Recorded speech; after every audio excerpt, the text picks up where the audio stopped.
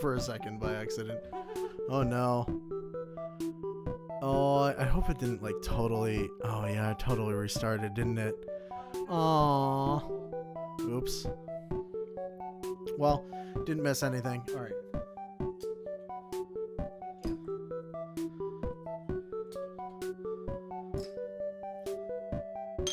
It's Extra Life and makeup and all that.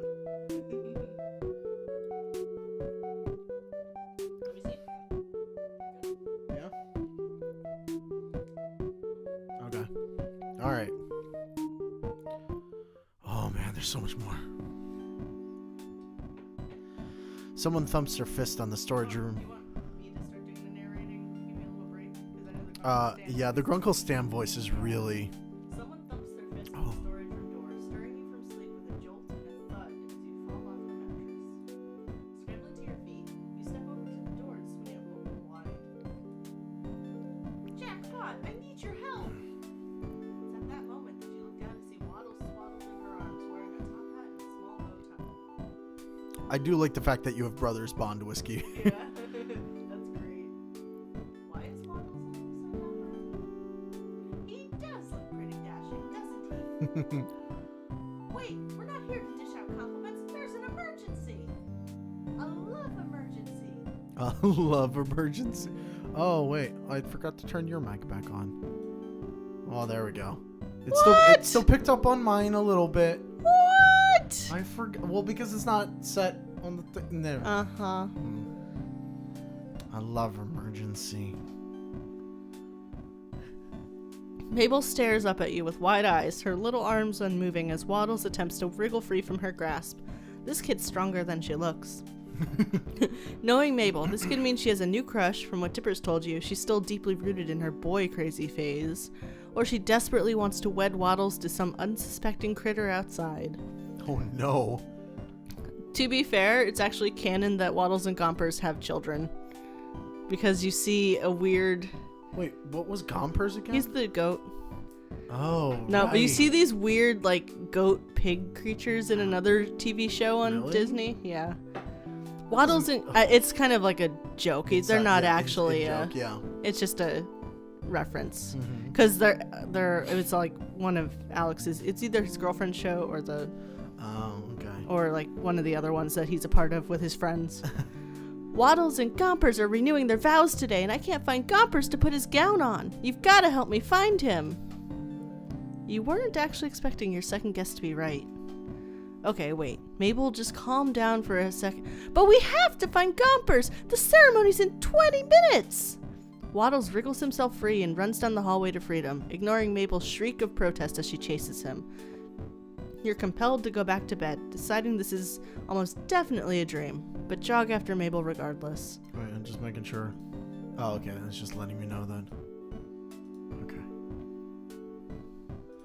Okay.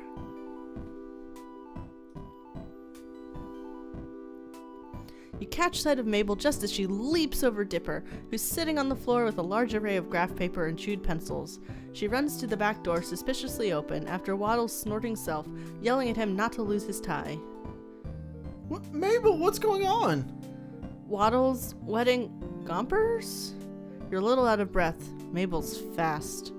Dipper smacks a hand to his forehead, dragging it down his face dramatically. Of course, she told me they're renewing vows or something. They got married last summer, but she misses the pizzazz of weddings.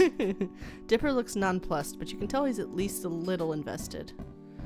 Are you gonna help her with whatever that was? The second one. Right, because we gotta get in yeah, good with yeah. Mabel. And with that, you run past him, Dipper stutters of surprise growing fainter as you head outside. Mabel's already a ways away when you burst out in the shack's backyard. Fortunately, Stan and Ford are nowhere in sight. You're not sure what you'd think of them finding you searching for a goat bride, as Mabel calls out to lure Gompers home. Come on, Gompers! I already booked the second honeymoon, and the caterers are gonna be mad! Runaway brides are so cliche. She's seriously invested in this farm critter marriage. That, or she's watched way too many dramatic romance movies. Or both. Gompers? Come on, goat pal, where are you? You hear Dipper head towards Mabel to help her look, so you veer opposite, opting to cover more ground in search of the runaway goat bride. Alright. Inside stands guard. Yeah. Despite the absence of both Stan and Ford, the former's cherry red car sits in front of the shack, gleaming in the summer sun. You head towards it and peer in the windows, cupping your hands around your eyes to see inside.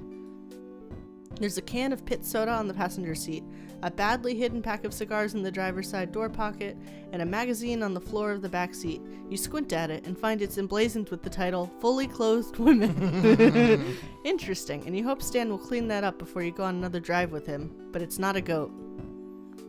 Alright, let's look. Foundation. You think he's there? That might be Ford. Oh, okay, so on the roof then. Yeah. You walk backwards and put a hand to your brow, shielding your eyes from the sun as you search the scaffolding in the shack. Nothing. Well, they're not. You're not a. Well. They're not the. They're not the love interest, though. Yeah, they're not the subject of they're the still, dating. They're still the great nephew and nieces. Yeah, I mean, people exist. Yeah, it's just Mabel eggs you on a little bit on it, too, because even in the show, she would do that. Yeah. Like when she tried to teach Stan how to be good for Lazy Susan. Mm-hmm. So, you know, the dating sim is for the older men. And it also has not been inappropriate at all either. No, surprisingly not. It's been clean with the same type of humor that Gravity Falls had. So, like the fully clothed women. The fully clothed, yeah. All right. Did I say all this? I think so. Okay. You continue, walking to the side now until rays of sunlight obscure the view above the sign for the gift shop. Oh, whoops. I could go back. Rather serendipitously, a cloud glides overhead to block the sun, and you're able to look higher, seeing the misspelled letters at the various wear and tear of the roof, and a small billy goat munching on parts of the weather vane. So it You're was right. on the roof. Yeah, you were right. Wait. Hey, Mabel. Yeah? Oops. Okay. Just drop the mic. You point up to the roof at Gompers. Here comes the bride. Mabel shrieks, Gompers! And sprints into the gift shop, slamming the door so hard the open sign flips to closed. There's silence for a moment. Then something flips open on the roof's small balcony, and Mabel pops out from underneath, climbing up onto the roof and attempting to coax Gompers down. There's a ladder up to that little balcony thing inside the gift shop. It's pretty cool for fireworks. Mabel pulls a sandwich from her sleeve, you can't help but imagine what else she has up there, and waves it in Gomper's direction, and he trots toward the balcony, hopping down to Mabel's level and snatching the sandwich from her hand. She grabs the goat and heads down the ladder into the gift shop. Oh, Gompers, you can't get the pre-wedding jitters anymore. You're already married. You can't get away that easily. Thanks a billion, Jackpot, you've saved the wedding. That's terrifying.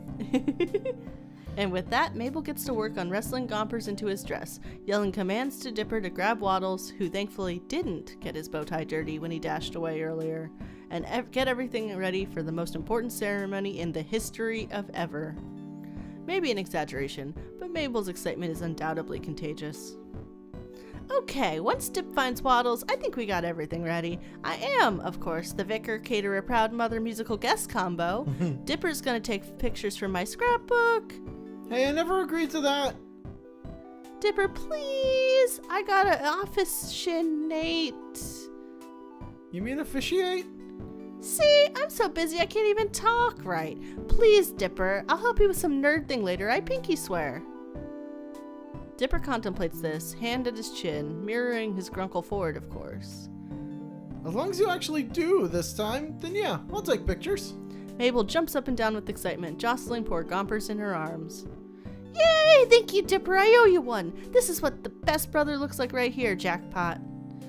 Okay, you don't have to do that whole thing again. I'll get back to... Waddles, you get back here! Okay, now we have that fixed. That means we have... Wait! Seuss left already! My ring bearer's gone! Oh no, what are we going to do, Gompers? Gompers gives the intelligent answer of bah, chewing on his bridal veil. I could ask them, but I don't know.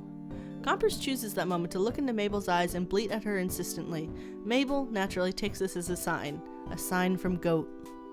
You're right. Of course, this is your special day. Again. Mabel turns to you with pleading eyes. Hey, Jackpot, could you be the new ring bearer for the ceremony? Yeah, right? Yeah, of course. I'm very invested in this partnership, Mabel. I gotta see it through. Mabel beams, obviously very pleased that you're taking this as seriously as she is. Thank you, Jackpot. Let's get this show on the road, or this wedding on the backyard. It still works. Mabel runs back into the house, and you hear her thudding upstairs faster than a hungry Waddles. Gompers, thankfully, still occupied by a half a sandwich Mabel taunted him with, stays put. She comes back down soon after with a fluffy purple pillow and 2 clear sticks. After snapping the sticks in half, glow sticks. They're glow sticks. She curls them into small bracelet-sized rings. These are so much more fun than rings. Plus, Waddles can put it on his tail to look super handsome. Waddles oinks in agreement. In his mad dash out the house, he's lost his top hat. Hold your hands out, palm up, and get down so you're not as tall. They can't put the rings on each other if you're way up there. She's got a point. You duck to your knees in the dirt, and Mabel turns your hands palm up, reverently placing the pillow and the glow stick rings atop them. Okay, Mabel, I'm here with the camera for Jackpot. Why are you on the ground? You gesture to the happy couple with a wide arc of your arm. They needed a ring bearer. Well, I guess they do. Mabel nods, small hands on her hips. She looks over the wedding scene and mumbles to herself, checking things off a mental checklist. Okay, I think we have... Wait! I forgot the flower petals! I'll be right back. And she's gone again, leaving you alone with a pig groom, a goat bride, and 2 glow stick bands of matrimony. Goatrimony. That kinda works. You decide not to crack that pun on Dipper, who's examining his disposable camera. He pops the back open and sighs, smacking a hand to his forehead. Hello. Hi. This one's on a film. Must have been the one Mabel used at Candy's party. He looks up at you and shrugs. I'll go get one of my spares. Make sure these 2 don't go anywhere or Mabel will, well, you know, Mabel. You haven't known Mabel as long as Dipper has, but you understand immediately. This is a fan game. Yeah, this is a fan game, because this is a dating sim. With you can romance either of the Grunkles, so yeah, this is a fan game. You're left alone in the backyard with a groom's pig, a bride goat, 2 glow sticks, and a broken disposable camera. While you'd love to say you've absolutely been in this situation before, you unfortunately have not. I really am very happy for you both, Waddles and Gompers. Both animals turn to you, nonchalant to the current state of events. But I can't believe Mabel forgot the flower petals. Jeez! Just as you go to continue this one-sided conversation between human, goat, and pig, you hear 2 voices coming around the house. 2 very familiar voices. Listen, Sixer, if you hadn't gone off about the wobbly junker... The gobblewonker, Stanley! Has Dipper really never told you? Then you wouldn't have freaked out the kid at the store we needed, and we'd have, oh, I don't know, stuff to fix my house after you got the car stuck in it. It's still my house! And besides, if he were a fisherman, he'd need to know... Both Stan and Ford round the corner to find you sitting on your heels next to Waddles and Gompers, brandishing a pillow and glow sticks in the dirt. The 3 of you stare at each other in silence. Mabel needed a ring bearer for the wedding. It's at that moment that Mabel kicks down the back door, runs to your side, and throws rose petals atop your head. Ta-da! You blow a rose petal off the tip of your nose and grin at Mabel. I think our bride and groom are ready to renew their vows, don't you? Mabel nods emphatically at you before turning to her Grunkles, lighting up a 100-watt smile. Yes, Grunkle Stan, Grunkle Ford, you guys got back just in time!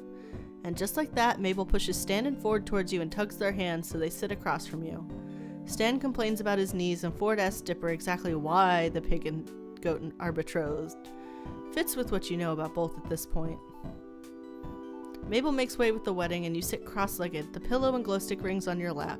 Every so often, Mabel stifles a theatrical sob, wiping a very real tear from her eye, before she turns to you for the rings. Oh, Mabel, how should the betrothed, wear their rings, since they don't have ring fingers? Just put 'em on. Just put 'em on where you think they fit best. Oh, Okay. Horn and tail, right? that's what I think, right? Well, she already talked about the heads tail. are smoke She already talked about over his Yeah. tail to be handsome. You get up and promptly crouch down in front of Waddles and Gompers, playing your ring bearer part very seriously. A glow stick ring goes on to one of Gomper's horns, and you place the other on Waddles' rear, hanging off his curly-Q tail. I now pronounce you husband and husband. Again! You may now kiss the goat. Waddles sniffs at Gompers and snorts. That definitely counts. Dipper reappears with a new camera and Mabel throws more rose petals at him. A few get stuck to his fluffy hat and he rolls his eyes but retaliates by taking a very close-up picture, the flash temporarily blinding her. Hey, save the film for the newlyweds! I need plenty of pictures for my scrapbook. You owe me a new camera for this, Mabel. He sounds annoyed, but his fond sibling smile gives him away as he starts taking pictures of the happy couple, getting odd angles as Mabel pushes them into silly poses. You step away from the scene and go to head back into the house. Being a ring bearer is thirsty work, but Stan and Ford stop you before you make it to the door. Hey, Jackpot. Thanks for playing along with Mabel with the whole wedding thing. We're both glad you're willing to entertain her whenever we're gone. She, didn't, make you do it, did she? Oh, she didn't. She needed a ring bearer, so I stepped in to help. Stan and Ford arch matching brows at you. I'm very invested in the marriage of a goat and a pig, you know. The three of you laugh and Stan pats your shoulder. Ford gives you a warm smile. Well, I'm glad you're as into all that as she is. Thank you for that. Yeah, kid. It's nice of you to be, nicer to her, you know. Stan clears his throat, awkwardly rubbing the back of his neck. Thanks for playing with Mabel and how her weird wedding thing. Looks like she likes you. It's not hard, but still. He gives you a genuinely grateful smile that you easily return. It's no problem, really. I'm happy to keep her and Dipper happy where I can. Stan nods at you, pink in the cheeks, before going past and heading into the house. You swear you see Ford give him a funny look, but you could just be imagining it. He did appreciate that a lot. Mm-hmm. Hey, Jackpot! You're gonna miss the party! We got popsicles! I call the red ones. Pineapple ones are mine. I call dibs. But the pineapple ones are the best ones! Mabel and Stan wrestle over a yellow popsicle while Dipper contentedly unwraps a red one, holding it above his head and out of Gomper's way. Ford gingerly picks out a purple ice pop and leaves the ice chest open for you to grab one as well. Ooh. While Stan and Mabel aren't looking, you hide the pineapple popsicles at the bottom of the chest. Dipper sees and starts laughing, but doesn't tell. They're a strange bunch, these two sets of pine twins, but they're certainly making your summer a lot more exciting as your stay at the Mystery Shack continues, your wreck of a car sitting outside in the heat of the setting sun. Yeah, it's still not fixed at all. Nope. It's another day of summer with nothing to do but wait. Oh, did that count as a day? I guess, but I don't think it counted as a... because we didn't spend time with Ford. Yeah, you're right. I mean, not with Ford, with Stan. Your schedule's surprisingly clear today. Stan usually has something going on for you to help with, and if not, Ford, Seuss, or the kids do. Who do you want to find? Well, obviously right? Stan. We're going that way. That's our route this time. You pass through the living room, and Mabel spots you from her seat at the table. Jackpot, I was hoping I'd see you. Come on, I want to ask you something. Mabel points down the table with a raspberry pink colored pencil. Her art supplies, scattered across the table, lie across the various sheets of paper with brightly colored doodles and lots of glitter. You see a drawing that looks like a cross between Barney and Godzilla, a page full of puppies, and a page with a drawing that kind of looks like you with... Is that Ford or Stan? Mabel's not finished with it yet, but the telltale jawline gives it away. You sit down at the table across from Mabel and suddenly get the same feeling you'd get at a job interview. It's intensified when she pushes her organized chaos of papers aside and steeples her fingers over the table surface. Jackpot, I'll be frank. I've been trying to find a match for my grunkles for a while, but I never seem to get their matches made. Sorry, a match? But then, it's like you were pulled from thin air, attracted to the shack by a magnet of love. It was a sign, and this week just made the chemistry you share with him obvious. You know who I'm talking about, right? You know, it's funny, like, you were like, bless you, you were like, maybe I should do the narrator so you could get a break, and now it's just been all you. I've been playing all of the parts. Well, you were Dipper, a little That's bit. true, a little bit. I'm okay though. These voices aren't they're not it's as the Stan voice that ruins my throat. yeah. Oh, Right. Oh, there's There's one one option. option. I think because we didn't do anything with Ford, Yeah. so we don't have a so we're locking this in probably. yeah, here. probably. Exactly. Grunkle Stan says he's not looking for love anymore, but I think he says that after every rejection. He's a romantic deep down. I can feel it. And you know what they say, even if you're not looking for it, love will find you no matter what. Love? That's a jump to say the least. Well, you've certainly had enough time to form your opinion of Stan, and it's shifted and changed with every additional minute. He's got his own fair share of mysteries, and damn it, you're curious. There's plenty of potential there. I can see it in your face. You know what would really get this chemistry going? Or talking to him? What? No, I'm thinking of something more romantic. Hold on, I'm getting an idea. I'll get everything ready, Jackpot. You just focus on falling completely and utterly in love. Matchmaker Mabel is back in the game. Oh no. Yeah, that's gonna go well. Mm-hmm. Just as you exit the talk with Mabel, you run into Dipper right outside the living room, and it doesn't seem like an accident either. His arms are crossed and he's looking at you dubiously. So I heard about Mabel's plan. How do you... I just left the room. Yeah, well, word travels fast, and Mabel sends out mass update texts. Oh no. His defensive posture softens a bit. Just tell me one thing. I know my Grunkles can look after themselves, but can you promise me you won't hurt Grunkle Stan? Ooh. Oh. Maybe the Stan I one. think so. Yeah. Yeah, I know. I guess we're good then, for now. A text notification sounds and Dipper checks his phone. And be ready. Tomorrow afternoon? For your lakeside date with Grunkle Stan? Hell yeah. This feels awkward enough. No offense, Jackpot. It's just, my Grunkle Stan actually going on a date? Do old people even date? It's kind of hard to wrap my head around. I hope Mabel doesn't ask me for my help tomorrow. I mean, I have enough trouble trying to date for myself. Mabel calls down from upstairs. Hey, Dip Top! I'm gonna need your help tomorrow! Well, never mind. That night, you head back to your room, ready to go to bed, but mentally still stuck on that interesting conversation earlier with Mabel. I think maybe it's just that the ending part was so long, but it seems like we're heading towards the end for some reason. Right? Like, Even though we've only done like 2 things. I don't know. I guess we'll see. Mabel had already put her plan in motion over dinner. Turns out Stan had been planning to take the kids to the lake tomorrow to go fishing. And lucky you, Mabel managed to score you an invite. Waddles joins you surprisingly, and you almost have some fun petting his belly and taking pictures as a distraction from your thoughts. It's almost like he knew something was up. Or did Mabel send him? Is he infiltrating your safety zone for intel? Safety zone. You decide not, laying back onto your mattress to try and relax. Waddles settles by your side, snuggling up. Thanks for the support, little buddy. Eventually you get tired of your phone and decide to close your eyes, but you can't stop thinking about what Mabel said. Stan, a romantic? Is that what Mabel said? Yeah, right. No way. Maybe charming in his own way, sure, but the type of guy to go on an actual date? Planned by Mabel? What was Mabel planning anyway? She might go for something fancy or formal, but Stan really seems in his element with the hands-on, nitty-gritty stuff. Hopefully calling it a date won't ruin the natural thing you have going. Your eyes finally close for good, feeling weighed down and heavy. You give Waddles a pat while you still can before slipping into unconsciousness. You slip out of a dream and back into your room in real life.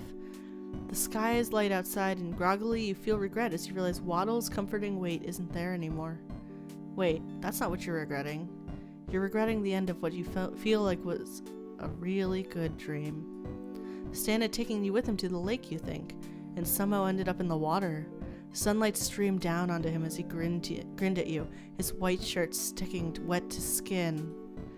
That'd be a date, all right. It's the last thing you're expecting from him today. Laughing quietly at yourself, you glance at the clock to see it's time to get ready for the day anyway. A little while later, you're dressed for a day at the lake, meaning dressed for a regular day of summer. You're not sure what to expect, so you kept it casual. You would have eaten breakfast with Stan and the kids, but you were barred from the kitchen by Mabel, who was shielding you from a surprise. Instead, you were handed a slice of toast topped with an oddly cheerful sunny side up egg and waved outside. Now that you're out in the sunlight, you can see that Mabel has stuck a smiley face sticker on top of the egg. You peel it off with a shrug and dig in. Leaning against the scarlet door of the El Diablo, you stare up at the totem pole outside the shack, thinking about how it both stands out and fits perfectly in with the shack's aesthetic. It's obviously part of this weirdness of the tourist shop, but you're not sure why. It looks pretty well made, even if it's kind of creepy that whenever you move, the eyes at the top seem to follow you. Yeah. Suddenly, the front door of the house bursts open, and a flurry of sequins and glittery hair clips flies out, attached to a very excited Mabel. Jackpot, are you ready? You're not spying any conspiratory nudges or winks, so you kind of think Mabel's dropped the whole date setup thing, at least for the moment. For what? Fishing? Yeah! Aren't you excited? This isn't just regular lake fishing. This is Lake Gravity Falls fishing, where adventure awaits, danger is hot on your heels, and the islands shift and move in the corners of your eyes. The what move? Are we talking about Scuttlebutt Island? I love telling that one. So we were out on the shore, right? And we saw this giant... Hey, you kids better not be giving Jackpot that lake monster story again. Stan comes out of the shack with several fishing rods in the crook of his arm, as well as a large tackle box in his right hand. In his other hand are 4 fishing hats with haphazard embroidery on the front of 2 of them.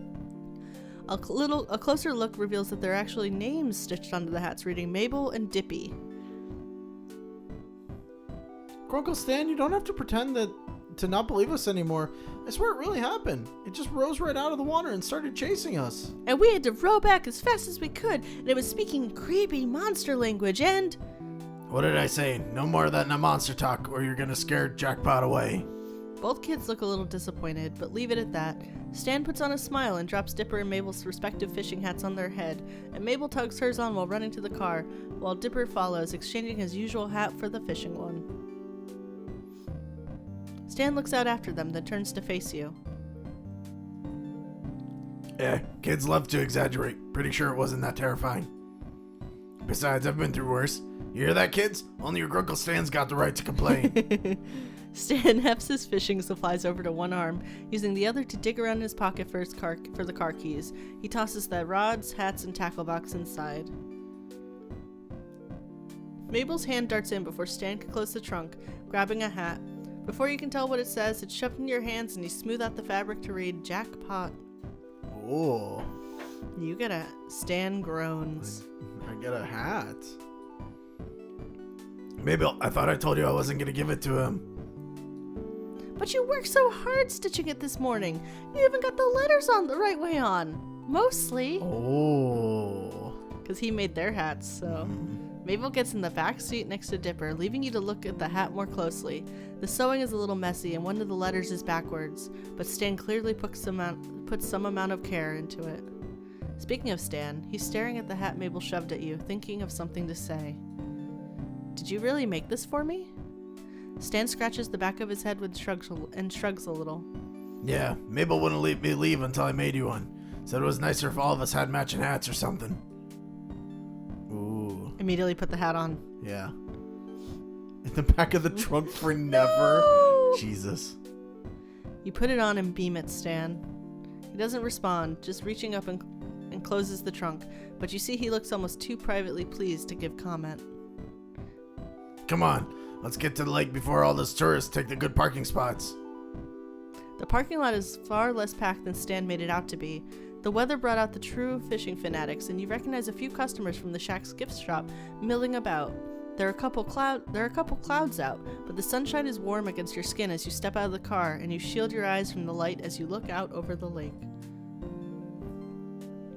A few boats bobbing up and down in the blue-gray water sport telltale signs of fellow fishers with poles sticking out over the boat's edges, but some people are just relaxing in the water.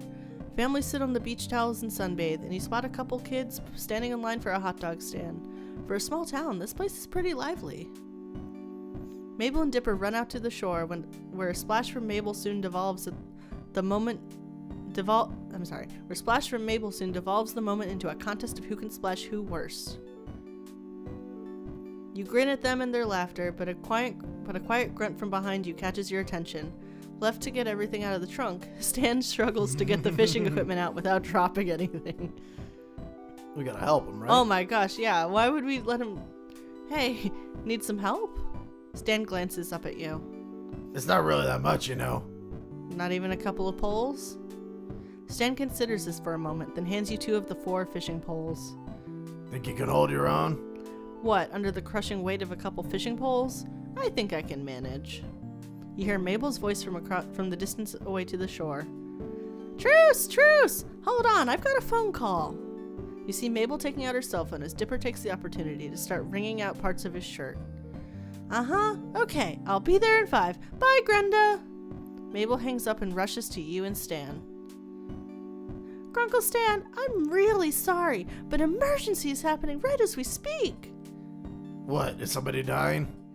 No, the opposite. A birthing!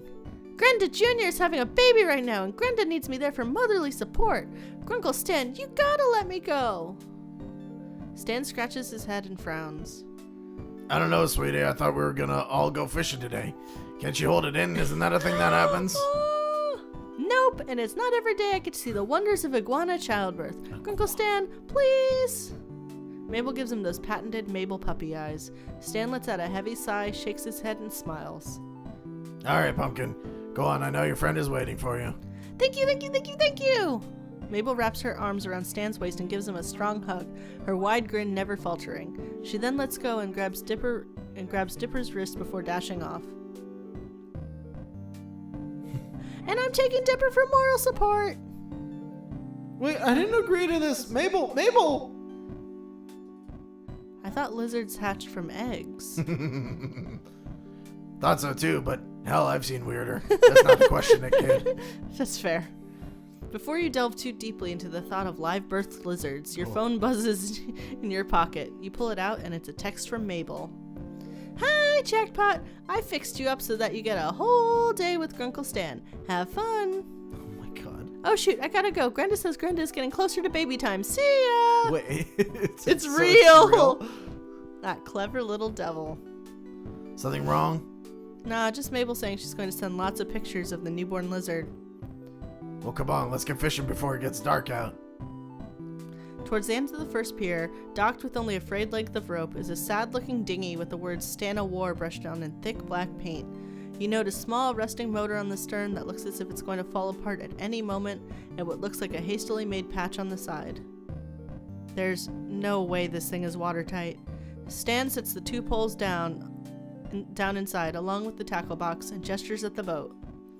Well, there she is, a beauty, ain't she? Oh no. Well? Well? You look at Stan, then back at the boat, then back at him. It's a bit small, don't you think? Stan crosses his arms. What, you saying you got a problem with my boat? No, it's just... compliment the man's boat. Carp capacity, Yeah, right? yeah. Where are we gonna put the massive amounts of fish we're about to catch? Stan laughs at that, his expression brightening. Ha! Optimistic. I like it. I'm gonna reel in so many fish it'll be coming out of your ears, Stanley pines. Alright, Hotshot. I'll hold you to that. Stan climbs down into the boat first, then offers you his hand to steady yourself as you follow him down. The boat wobbles a little, swaying dangerously away from your body, but Stan's grip is firm, and you're able to get into the boat without incident. Whoa there. Careful now. Wouldn't want you getting wet before we've even started. The footing's a little tricky, see? That plank has a habit of moving and tripping this boat the whole way over. And when that happens, you want to swing your weight over here. Okay, no, I'm getting out. Stan chuckles heartily, making it clear he was joking. In your relief, you notice that he's still holding your hand from the assist earlier. I'm just messing with you. Don't worry. You're not going to get wet, Toots. You're in good hands. And this, isn't the only fishing vessel I own. The other one's bigger, called Stan of War 2. Creative. Hey, I'm not joking this time. I've got pictures. Hold on. And you quit standing there. Take a seat. Don't want you losing your balance. You sit and watch as Stan digs out his wallet and opens it. It's so full of photos that several come free, fluttering down to the floor of the boat. As you pick them up, you see their pictures of Seuss, the kids, and a teenager you've been told is Wendy. This is the Stan of War 2. Stan hands you an unfolded photo which depicts him and Ford standing proudly on the deck of a comparatively larger, newer, and safer looking vessel than the one you're in now. It's docked in a place you don't recognize, and the sky is bright blue and cloudless. She was a Brazilian one. Sailed all over and never let me down once. Well, until me and Ford came back to Oregon. Then poof, she sputtered out and we had to send her in for repairs. Something about sailing in extreme environments. Point is, I'm back down to the Stan of War Mark 1 over here. This old girl's got her quirks, but she's reliable. I'm guessing this one needs fixing pretty often. Yeah, just like my El Diablo. Every time it broke down, I just fix it up again. Learned real quick what to do and what not to do under the hood. He chuckles to himself and dusts off his hands before presenting his outstretched palm to you. You see that big scar right across my palm? Told the kids I got it fighting off a grizzly bear. Heh, you should have seen the looks on their faces. Thought I was some kind of hero, you know? But the real story is, I burned it on the engine when I was 16. Must have thought it was hot stuff trying to change the oil while the car was running. Oh my god. Stan! Oh my god, were you alright? That must have been so painful. My pop's mom called me an idiot for thinking the engine wasn't hot, but my mom cleaned me up in the end. You remember you're still holding his photos and we hand them all back, which he returns to his wallet with some difficulty. Hey, does that wallet just carry photos, or does it hold money from time to time? Stan chuckles at your teasing. Nah, I just keep a lot of photos in there to remember. Keeps me grounded. Anyway, let's get the show on the road. Stan turns, busying himself with cranking the motor, and with a few pulls, it sputters to life, expelling a thick plume of exhaust. He coughs and attempts to wave it away quickly. Ooh, we are past midnight. Oh. 10 minutes past midnight. 10 more hours to go. Well, 11 more hours to go. Yeah. Because of daylight savings. Mm-hmm. Stan gives the motor a couple of good thumps and it quits coughing, the engine smoothing out into a much gentler thrum. From there, he's back to focusing on untying the boat from the pier and easing it out into the open water of the lake. Okay. Glancing around, you spot the two policemen from your night in the clink, and you quickly duck out of sight, hoping to avoid being seen. Stan turns his head and notices you crouched on the bottom of the boat and quirks an eyebrow. You hiding from the sun or something? No, it's those two cops from a few days ago. Stan whips his head around, spots them, and lets out a laugh so loud it startles you. Who, Blubs and Durland? Ha! I told you, those two are harmless. And besides, I think today they're a little more focused on each other than us. You peek your head up over the edge of the boat, just enough to check out Stan's claim. Sure enough, the two cops seem to be engrossed only in each other, laughing and applying sunscreen to each other's skin. It's cute, you think, and a relief that they're not on the lookout to arrest you and Stan again. Phew, thank goodness. That cell was way too cold to go back to. Stan gives you a nod of agreement, opening the tackle box. There's a bunch of colorful lures inside, a few hooks, and some spare string for the poles. He motions for you to hand him your pole, and within moments, he's got a hook tied to the end of your line. You a live bait or a lure kind of person? Oh. Live, right? I guess, I don't know. I don't know. Because he likes making things. Oh no, what does the walkthrough say? I don't know, I didn't have the walkthrough up. Ah.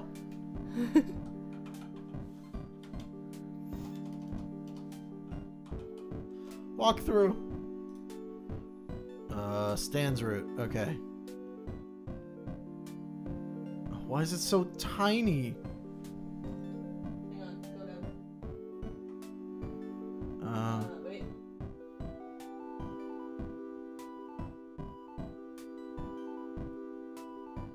Oh, I guess it doesn't It doesn't matter. say. I guess it doesn't matter, yeah. Okay. Okay. I guess lure? Yeah, do lore. I got you. I'm a live bait. No! I'm No! a live bait man myself, but I bet I can swing you over to my side in no time. Stan picks out a feathered lure from the tackle box and attaches it to the end of your line, then hands you back your pole. The two of you settle into the relative quiet. As you wait for a bite, you look out over the lake at the other people outside today. Whether because he noticed, or whether he was just feeling the lull in the conversation, Stan starts pointing out faces of the locals, putting names to them and giving you a little background on each person. You quickly realize that the background info he gives has too much of his opinion mixed in to be useful, but try to remember the names anyway. Still, time passes easily and you soon find yourself reeling in quite a few catches of your own. Looking over at Stan, you've clearly managed to catch more, but he dismisses the difference with the excuse that his luck's just waiting to kick in any moment now. Seriously, any moment. He glares at the lake for a minute, then lets it go, leaning back with a sigh. Phew, I think it's time for a water break, don't you? Trying to distract me so you'll gain the advantage? Hey, if you faint out here, it's not gonna be on me, kid. You want a bottle or not? Okay. Toss me one, will you? Stan leans down and digs around the bottom of the boat towards the bow and comes away with 2 bottles of water, wet with condensation. He smiles and tosses you the bottle, and you catch it, twisting off the cap and taking a grateful sip. Until now, you hadn't realized how thirsty you actually were. Stan takes out his own bottle and starts chugging the water, clearly more thirsty than you are. Some of the water slips past the opening and drips down his chin and onto his shirt, darkening the fabric. Your palms suddenly feel very sweaty, and you can't look away. Stan notices you staring and swallows, taking the bottle away and licking the stray moisture off his lips. Your eyes both meet, and for a long moment, you both just stare at each other, neither daring to take a breath. Stan licks his lips again, slowly this time, almost deliberately so. Oh my god. A sound of a boat motor. I can't. Why did someone make this? A sound of a boat motor breaks the silence, and you whip your head around just in time to see a speedboat tear past you at a speed that's definitely illegal for a lake as small as this one. You have half a mind to share a very rude gesture to the driver, but suddenly Stan is grabbing your hand and shouting, Look out! Because the massive wave created in the speedboat's weight is headed for your direction. It slams into the dinghy and rocks it off balance, tipping it dangerously to one side before dumping you both out into the water, fish and all. The water is cold, almost bitterly so for being the middle of summer, and despite surfacing nearly instantly, you're already soaked and shivering. The poles, the tackle box, and the fish are long gone, and the boat floats upturned some distance to your right. You swim over to it and grip onto the curved underbelly, gasping for air. You hear Stan sputtering behind you, making his way to the boat. He's yelling at the offending boat, using some very colorful terms you've never heard before, but make mental note to remember later for posterity. Once he makes it to the Stan-O-War, he sags heavily against the wood, taking in deep, measured breaths. He, too, is completely soaked, and his wet shirt clings tightly to his body. As his chest heaves, you can't help but look your fill, then pretend to be very invested in scanning the lake for the 2 policemen when Stan looks your way. Well, that's one disaster of a fishing trip. You can say that again. Stan lets out a disappointed groan and starts pulling off his jacket before tossing it on the upturned boat. What are we gonna tell Dipper and Mabel? That their old uncle's lost his fishing touch? Ha, you wish. I could outfish you any day. I'd like to see you try, old man. Old man, why I oughta. He splashes water on you and you shriek in mock outrage before a wicked grin fills your face. We're gonna splash him back. Yeah, of course. You rake your arm through the water, creating a big enough wave that splashes Stan, re-soaking him from head to chest. He looks shocked for a moment before letting out a deep belly laugh and returning the gesture with an even bigger splash. By the time Blubs and Durlin come to rescue you, you both are so utterly soaked from the impromptu water battle, there's no way you're driving off in the sun. You and Stan exchange giddy smiles as Blubs heads back to shore, and something tells you that despite losing all the fish, you weren't going back empty-handed, and neither was Stan. The walk back to the car is slow and methodical, a relief after the adrenaline rush you just had a little while ago. Stan is wringing out his jacket, muttering under his breath something about damaging good Moroccan leather, when a sudden and violent cold chill runs up through your body. Despite the warmth of the sun, your soaked clothes and clammy skin from the water all catch up at once and you start shivering. Oh, geez, here, take my jacket. Before you can protest, Stan is draping his jacket around your shoulders. It's damp, but you're immediately surrounded by a sense of warmth, and your chills subside just a little bit. Somehow, despite having taken a dunk in the lake along with the rest of him, the jacket smells good. It's got a faint woodsy smell to it, a hint of smokiness. It takes everything in you not to bury your nose into the thick of it. While you're busy taking in the jacket, Stan hops into the driver's seat and has the El Diablo cranked and running in a flash. You need a ride back? Stan, you are my ride. I know, I'm just teasing you. He reaches across the bench seat and opens the passenger door, motioning for you to come inside. Come on, let's get back to the shack. It's a lot warmer in here than out there, you know. Stan flicks on the radio once you're cruising down the road, and a good song comes on, one you both know the words to.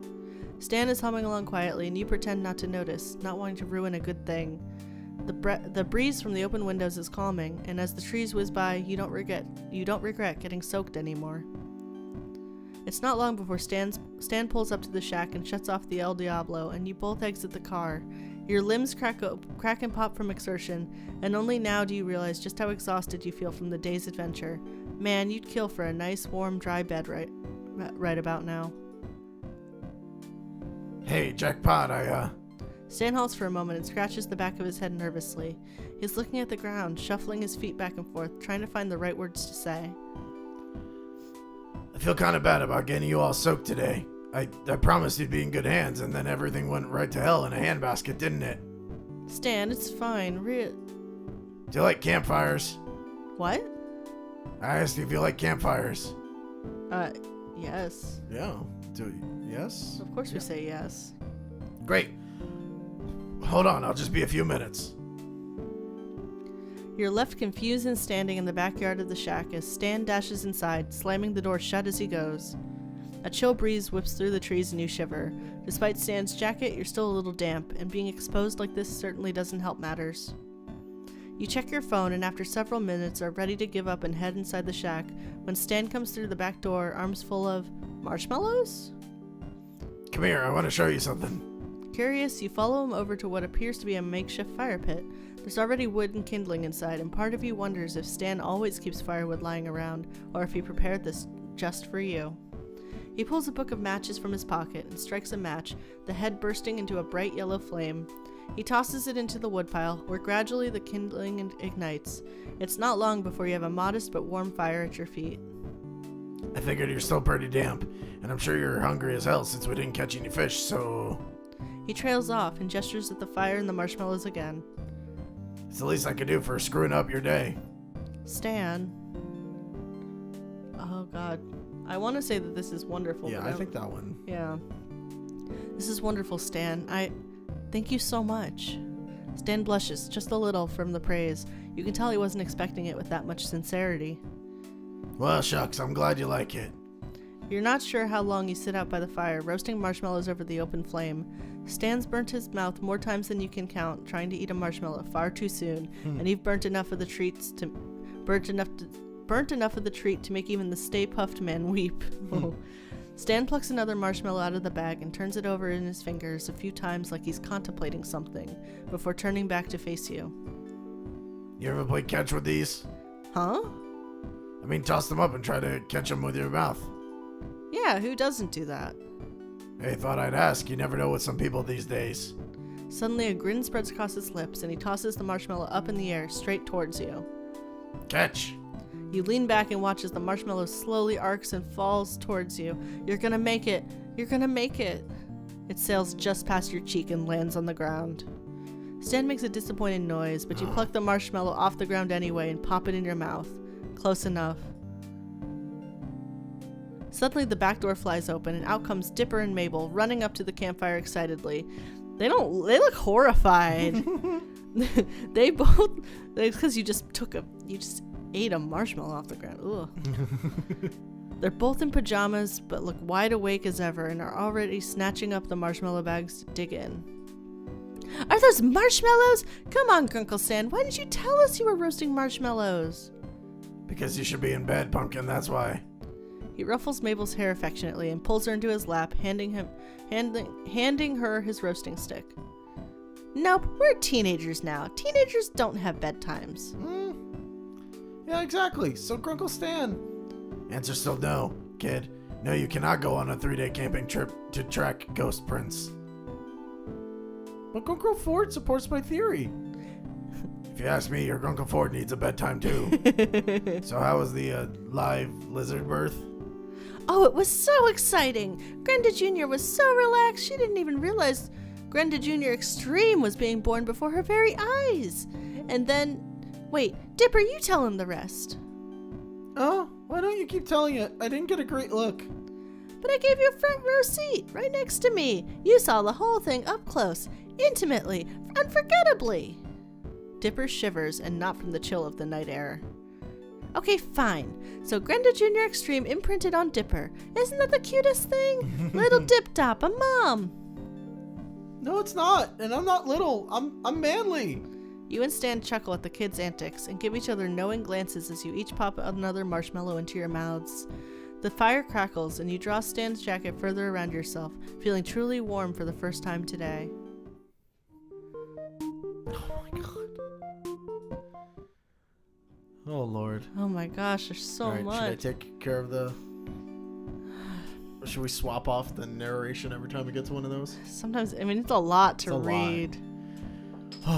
It's a new day and you wake up early, grasped with the desire to go outdoors. You decide breakfast for one doesn't sound too bad, and maybe a walk. Greasy's isn't too far, and the food there was pretty good. You'll be back before anyone even knows you're gone. To fend against the morning chill, you put on Stan's jacket, which you haven't yet returned from yesterday. You didn't see him when you got up, so it wouldn't hurt to wear it one more time, would it? When you arrive at Greasy's diner, you're immediately greeted with the scent of fresh coffee and sizzling bacon. Looking around at the other diners, you'd guess this is the breakfast rush.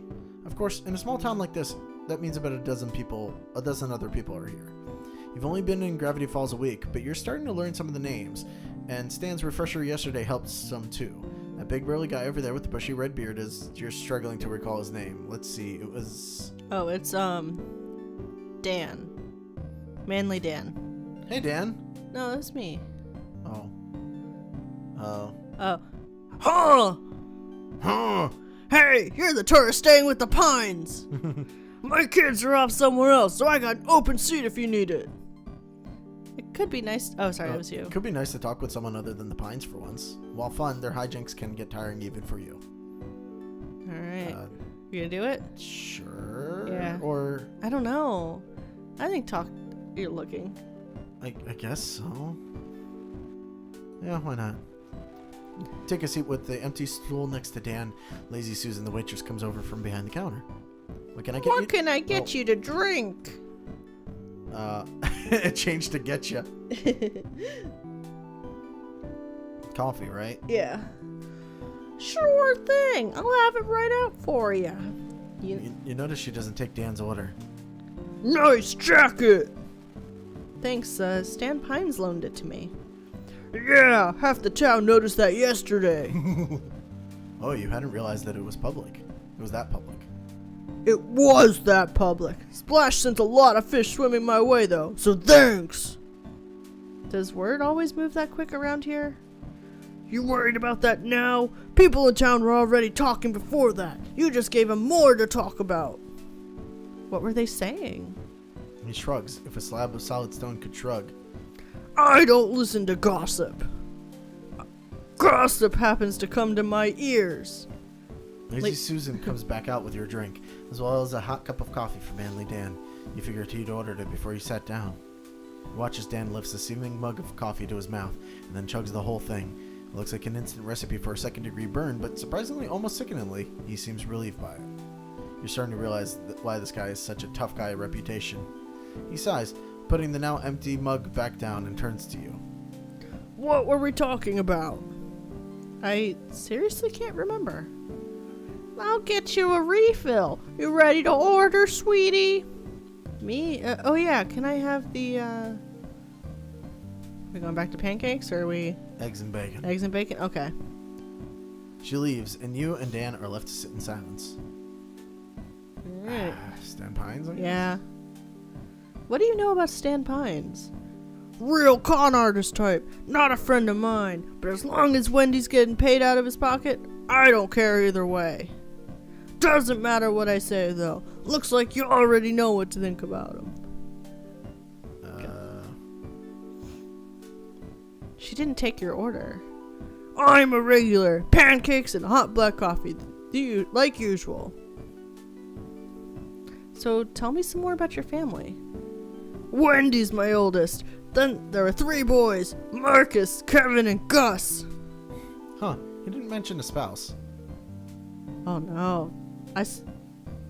Their mother was the best woman I ever met. Been 5 years since she died. I still think about her. I'm so sorry. Lazy Susan comes back over to the counter, setting your plate down in front of you. She gives Manly Dan a big stack of pancakes and a refill on his coffee, and gives a minute nod to his plate.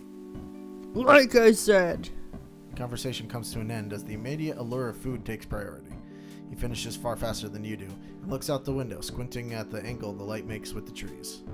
It's time for me to hit the road. Nice to meet you. He goes to the register, pays for his meal, and jogs out of the diner. As he leaves, Lazy Susan comes back over. She leans against the counter, giving you a smile. So, stranger, I've been seeing you around here with the Pines and haven't even had the chance to talk to you yet. Mind if I stay a bit? Not at all. Alright. I guess. Ask about Stan. Do you know Stanley Pines? She laughs. Who doesn't? Oh, he's a real charmer. Such a handsome fella. We almost had something once, but it didn't work out. It's so strange. I called him every night. So, how are things going with him? What? You two looked close. Saw you on the lake when I was fishing for dinner. Bet he's the real catch of the day. Am I right? Laughing, Lazy Susan elbows you companionably, but you're speechless. She winds down with a sigh. Am I right? I'm right. Town. So, how long have you lived in Gravity Falls? Oh, my whole life. Besides what happened last summer, it's always been a nice town. Nice people and nice food, right? Yeah, it's great, but what happened last summer, if you don't mind me asking? Oh, well, never mind all that. Remember that was the Mayor Tyler's ordinance. So, are you the owner? Oh gosh, no, I'm just a waitress. Been here ever since I was a teenager. Me and Matilda have been the only waitresses here for years, but we've had a promising new trainee working here since the spring. She points out the window to where a blonde girl around Mabel's age is shooting a raccoon away from the diner's trash cans. Lazy Susan puts her hands on her hips with pride. We're starting her out small. Woodpeckers next. Pacifica. Well, I better get back to work. It was nice to meet you, Jackpot. Enjoy your breakfast. And you do, digging back into your breakfast with gusto until your meal is again interrupted, this time by the buzzing of your phone from inside your pocket. Huh, it's a call from a number you don't recognize. Pick it up. Always pick it up. Maybe this one won't be from a telemarketer. Hello? This Jackpot? Wait, Stan? Yeah, it's me. Look, I got a surprise waiting for you back at the shack. Think you can get back over here from wherever you are? The surprise sounds intriguing, so you promise to be there after breakfast. It's not long until you finish up, pay for your food, and head out the door. As you approach the shack, you spot Stan already outside. Hey, I was about to call again to make sure you didn't get lost. You plan this sort of timing or what? Comes naturally. What's the thing you wanted to show me? You'll see. Just follow me. Stan leads you to a room in the back of the shack that you remember being used mostly for a storage space. Now, though, the furniture there has been pushed aside, and the boxes have been stacked against the walls to make room for what looks like A boxing ring? It looks ragtag, hand-constructed, and distinctly homemade. You pulled this together just this morning? I started putting this together last night after everyone went to bed. I was admiring my new clothing again, thinking about our drive last week, and I remembered I wanted to show you how to throw a better punch. Stan shrugs, casual, as though he hadn't already put loads of work into what he's prepared for you. So what do you think? Ready to learn how to hit? Yes, absolutely. Whoa, someone's eager. He grins, though, relieved, and it's like a weight come off his shoulders. Did he think you might have said no? Well, here. From his pockets, he pulls a roll of what looks like gauze tape. Before we even do anything, we gotta wrap your hands properly. You could get hurt otherwise. Takes one of your hands in his, looping the tape around your thumb and winding it around your wrist, then up around your hand, wrapping it snugly. He pulls the tape between and through your fingers as they rest on his palm. His hand is warm, the warmth seeping into yours as he holds it. It's faint, but you feel the roughness of his palm as you watch as he works, confident but careful. It shouldn't affect you as much as it does. You feel You should feel neutral, grateful, nothing more. But when it's him and the two of you are nearly face to face, the act holds an undeniable intimacy. He pulls the tape back around your thumb and then around your knuckles expertly. It feels right. No, not tight, secure. Stan finishes the wrap at the wrist, and you watch him pull the tape towards his mouth. Clenching it between his teeth, he jerks his head to sever it.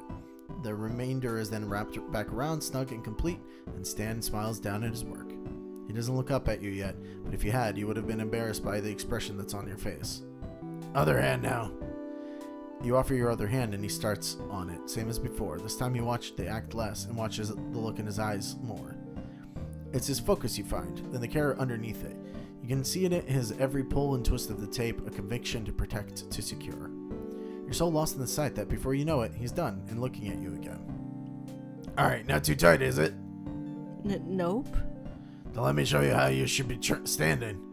Standing? Is there something wrong with your posture right now? Stan starts giving some sort of explanation, but the moment he steps up to you and places a hand at the small of your back to guide you, words lose their meaning. You don't want to be too stiff, you see. He directs you, smoothing out the line of your shoulders, widening your stance, placing guiding hands to show you how you should be positioning yourself. He's talking again, but you're more than a little distracted. And that's why we do that. Make sense? Yeah.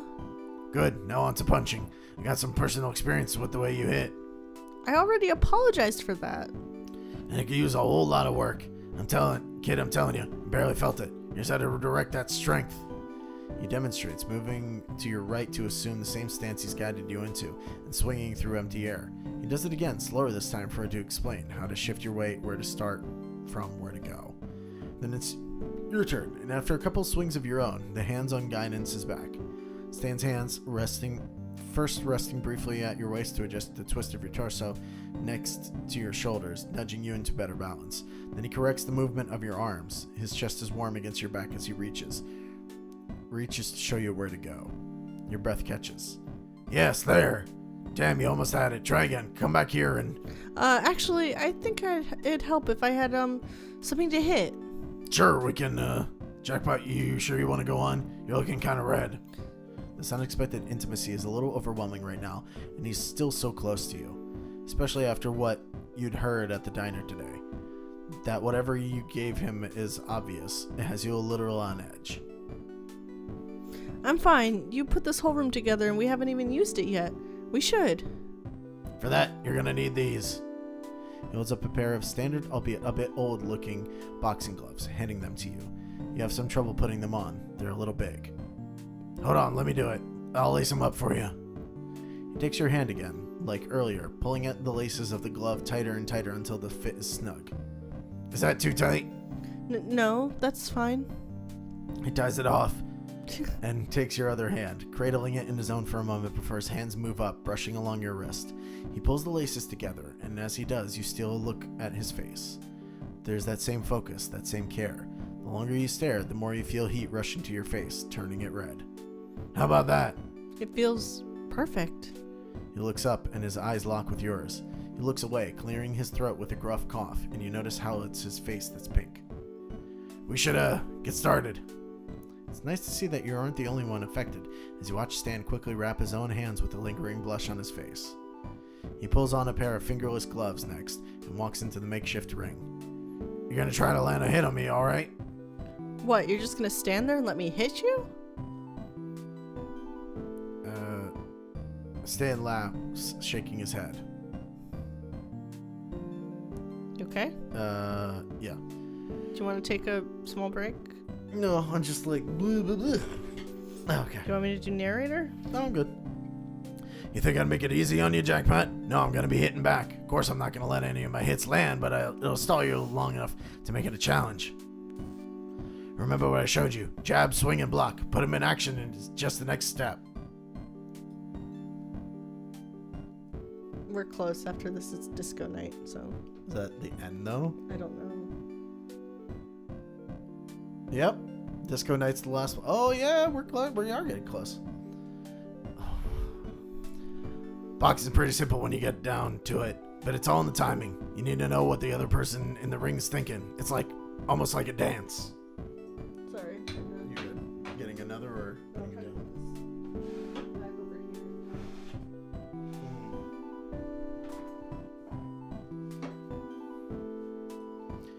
the other person in the ring, even though you're up against each other. They're just as much your partner as they are your opponent. Even though you're going head to head, you have to be willing to get intimate with them. Knowing the right moves at the right time and in the right place, you'd wind up forming a bond with your opponent. You nod and step up to join him in the ring. Where did you learn so much about boxing? Well, when we were kids, my brother and I had it a little rough. We weren't too popular with the other kids in the neighborhood. So our old man put us through boxing lessons. He wanted us to be tougher. My brother couldn't quite take to it. Not exactly. Poindexter could ace the lessons. Same as how he was good at anything that he put his big old brain towards. But he quit the first chance he could. But me? What else did I have going on for me, you know? If anything, I had to be tough enough to protect him, to keep us all safe. I've always got to be the tough one.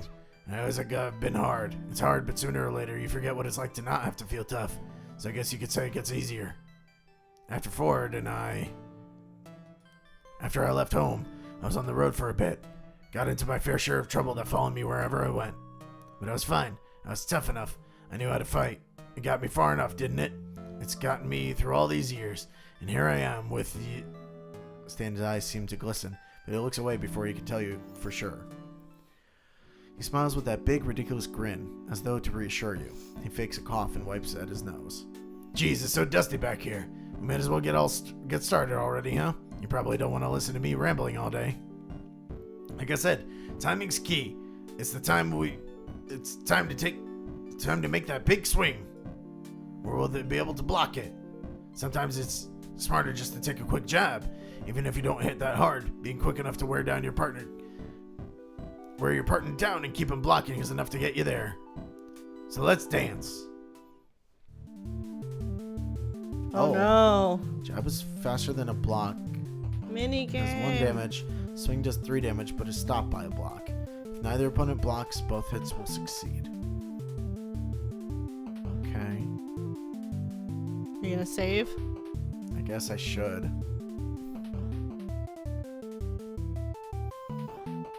Boom, pow, right in the kisser. Swing. Oh, Okay. both swung. How dare you? It's an even match. You can feel your confidence rising. Swing! Oh my Alright. god, we're both just going at it. Yeah. It's an even match. You can feel your confidence rising. Swing. Oh no. Oh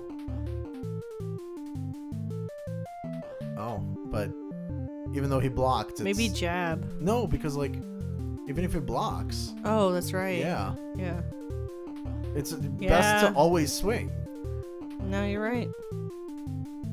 Yep. Cause Oh. yeah. Oh wow, you have to call it. You don't have any energy left in you. Stan's panting by now, sweat shining on his forehead and collarbone. I'm with you there, kid. I think we both had enough. Stan laughs. It's been too long since I had a decent fight. Hey, you were great. You laugh too. The two of you lock eyes again, and there it is, that warmth, that redness. You're both covered in sweat, out of breath, and even though you're both exhausted, you still pick up on a light in his eyes, an eagerness.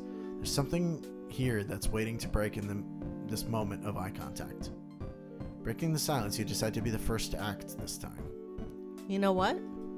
I think I'd love to dance with you sometime. Yeah, we should do this again. Definitely. But I mean, I think I'd really like to dance with you in a more literal sense too. Not as opponents, but together, you and me. Whoa, I'm going for it.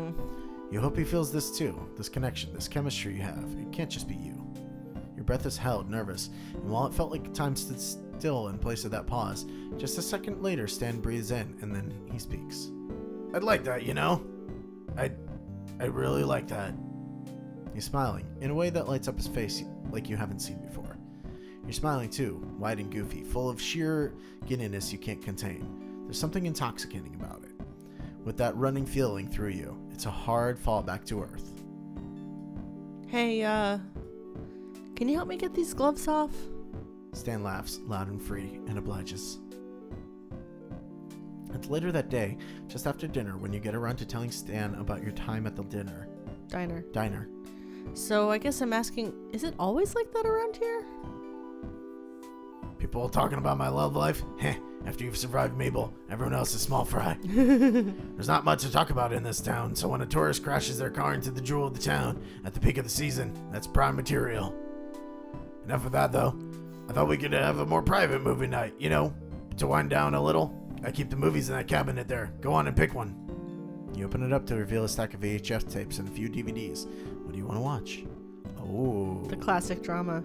Is it a classic drama? Because I'm assuming, because that's when he got really invested in the historical.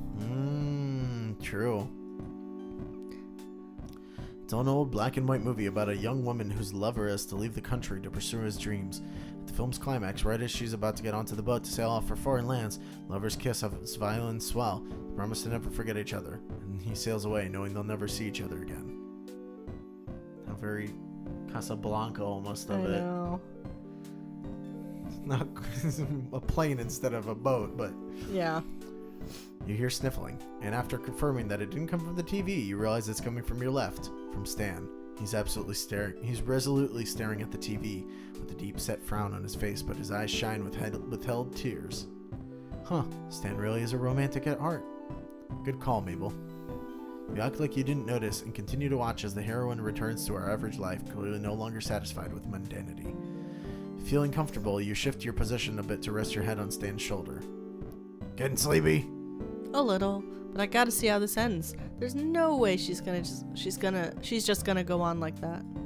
Stan chuckles before making a sound of excitement. Look, this is the best part. He said that about 3 times already, but you don't mind at all. Not too long after, the film concludes, leaving exactly what the woman did when she returned to the dock late at night unclear, setting up for a sequel Stan has in his collection. The ending credits roll across the screen against a melancholy orchestral accompaniment. No. Do we call him out? Doesn't Well, say. the walkthrough doesn't say. I think we call him out. Okay.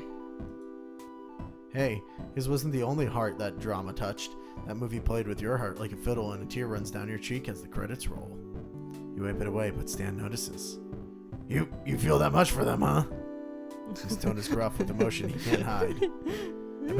I bet I could get Seuss to write one of these fix-it stories. Really? He fixed Detective to that detective's twin brother loved him again, just like when they were kids. I'll see what he can whip up. He writes fan fiction. Of course he does. By the time the credits are over, you're sleepy enough that you can't imagine getting up from your spot. Stan seems to feel the same, but the jarring shift at the TV screen from black to loud, snowy static brings him to his feet. He grumbles, switching the unit off, but not bothering to take the tape out. You were right. That was pretty good. Of course I was, Jackpot. Stan offers you his hand to help you up and out of your seat, and you accept. It's funny because we put in the first and last name every single time they call you Jackpot. I know. I wonder if when you introduce yourself as Jackpot, they just think your name is Jackpot. I like that headcanon. Like they don't realize it's your first and last name. Your eyes meet for a moment, and the faint glow of the table lamp catching in them before you break the silence with a laugh, smiling tiredly. Thanks for the session today. My arms are sore, so I hope that means it's working. It's then you realize your hand is still at Stan's, and he beams at you. Oh, definitely. Well, good night then, Stan. I'll see you in You glance at the clock. a few hours, I guess. Sure thing. Good night, Jackpot. You go to bed that night comforted that perhaps Seuss's fanfiction can fix all. Alright. Wow. One more. I will say, there was apparently a special photo in that one that we didn't get. Because we didn't sit alone at the diner. Oh. I know. We missed another one of the photos. Oh, there's photos for these. Yeah, there's usually, but... Oh, I didn't even see that. So we have to sit alone for that one, for that photo. Yeah, that's okay. I think that's the only one we've missed so far. By near perfect playthrough. Interesting. Huh. Well, we'll see if we got a perfect playthrough. Probably not. Well, Oh, we definitely don't have a perfect playthrough. I'm sure we don't. well, now I'm curious. Like, let's see what. For now, sounds. Oh. Huh. Yeah, we don't have a perfect playthrough at all. No, not at all. Okay, interesting. Mm, So are we gonna fail this playthrough? I don't know. Dang it! I thought we were doing well. I did too. I guess we'll see. What in the... When you open your eyes, you're being stared down by a fat, wet snout. Ah! Oink. Oh, Waddles, it's you. The plump pig is lying on your chest, and boy, he's real hefty. I think that's... Maybe. I don't know who that is. Or oh, find out, jackpot. Yeah, I don't know. Ah! You jolt up at the sudden voice from above you, sending Waddles falling from your chest into your lap with a scree. You turn to see Mabel, all metal-filled smile and rosy cheeks, barely able to contain her glee despite nearly scaring the life out of you. Hey there, sleepyhead. It's lunchtime. It is? Or is it? What happened to breakfast? A glance at your phone tells you slept past noon. Instead of leaving and letting you get ready for the day, though, Mabel sits right down on the edge of the mattress with you and looks at you expectantly. So, how have things been going with Grunkle Stan? Has he told you about his feelings yet? Have you two kissed? You're not sure he would tell her even if either of those things did happen. Can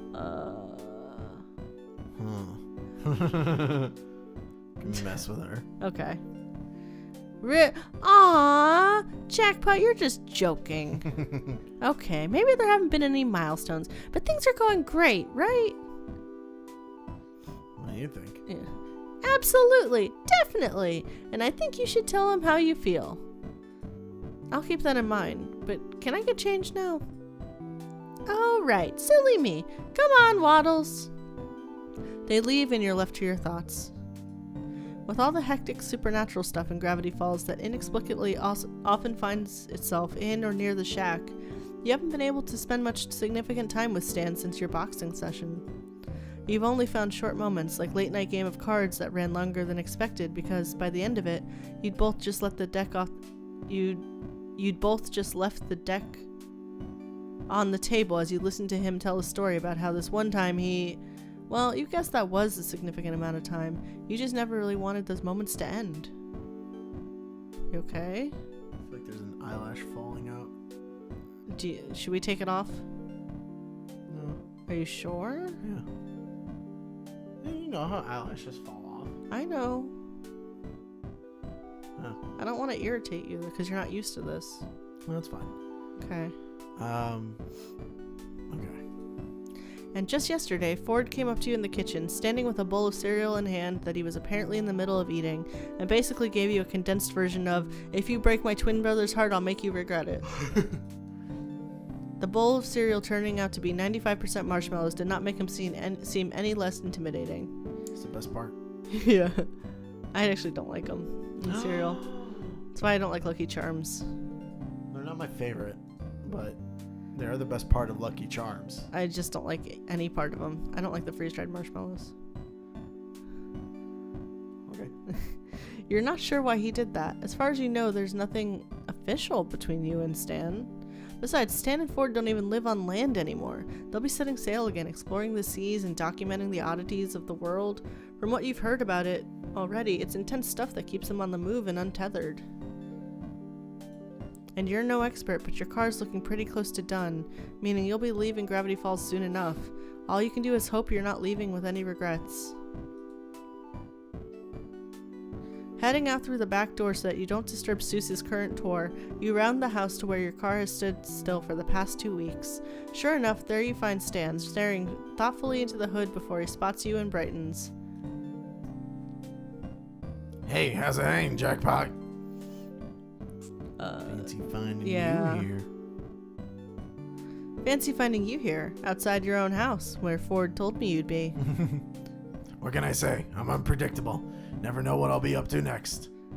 Your car's almost good to go. As far as I can tell, I'm planning on taking her for a quick test run around town to make sure. Sounds fun. When do we go? You ain't coming. I don't want you inside if there's an explosion or something. There won't be, but it's a precaution. Okay.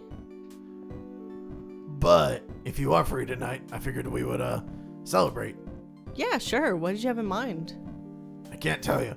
That'd just ruin the surprise. All you gotta worry about is yourself. Meet me back here in a few hours, and wear your best duds. Stan shoots you a wink, twirling your car keys around his finger before he turns and gets into your car. Unsure why you couldn't go with him and hang out tonight, you wave goodbye and watch carefully as he revs the car to life. It works, and hey, no explosion. Okay. He gives you a thumbs up, which you return, and pulls out onto the dirt road toward town. A handful of hours later, and it's just about time to get ready for your date. Stan got back to the shack a moment ago, and through the window you spotted Mabel talking to him outside. Though you couldn't figure out what they were saying, you laughed to yourself when she took his face in her hands, squishing his cheek and looking him straight in the eye. A cute intimidation tactic, maybe? After rummaging through all the clothes you'd brought with you for your trip, you're relieved to find an outfit that fits the occasion. It's...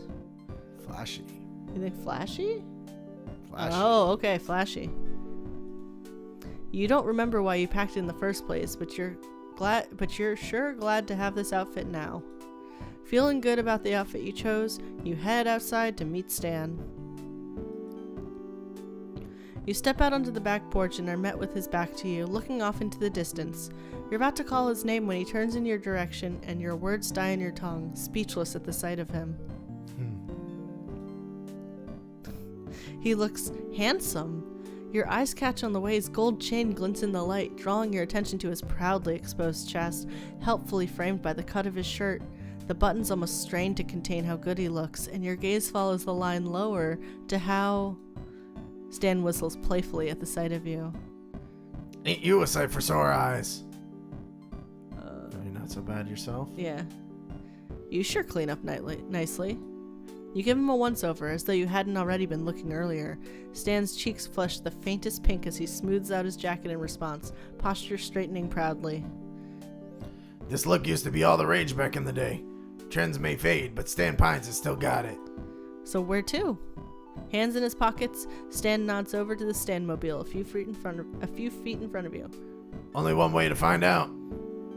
He offers his arm and escorts you to the passenger side, opening and shutting the door for you before heading over to the driver's side. While you were already looking forward to this, the way Stan looks makes you feel all the more eager. And that cologne, it suits him. Hello. Welcome Hello. back from work, I assume. We're still going at it.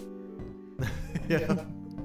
You watch him, thinking to yourself just how crazy this all is. Your brain is telling you to get a grip, but your cheeks are beginning to ache from smiling so much, and you can't bring yourself to mind.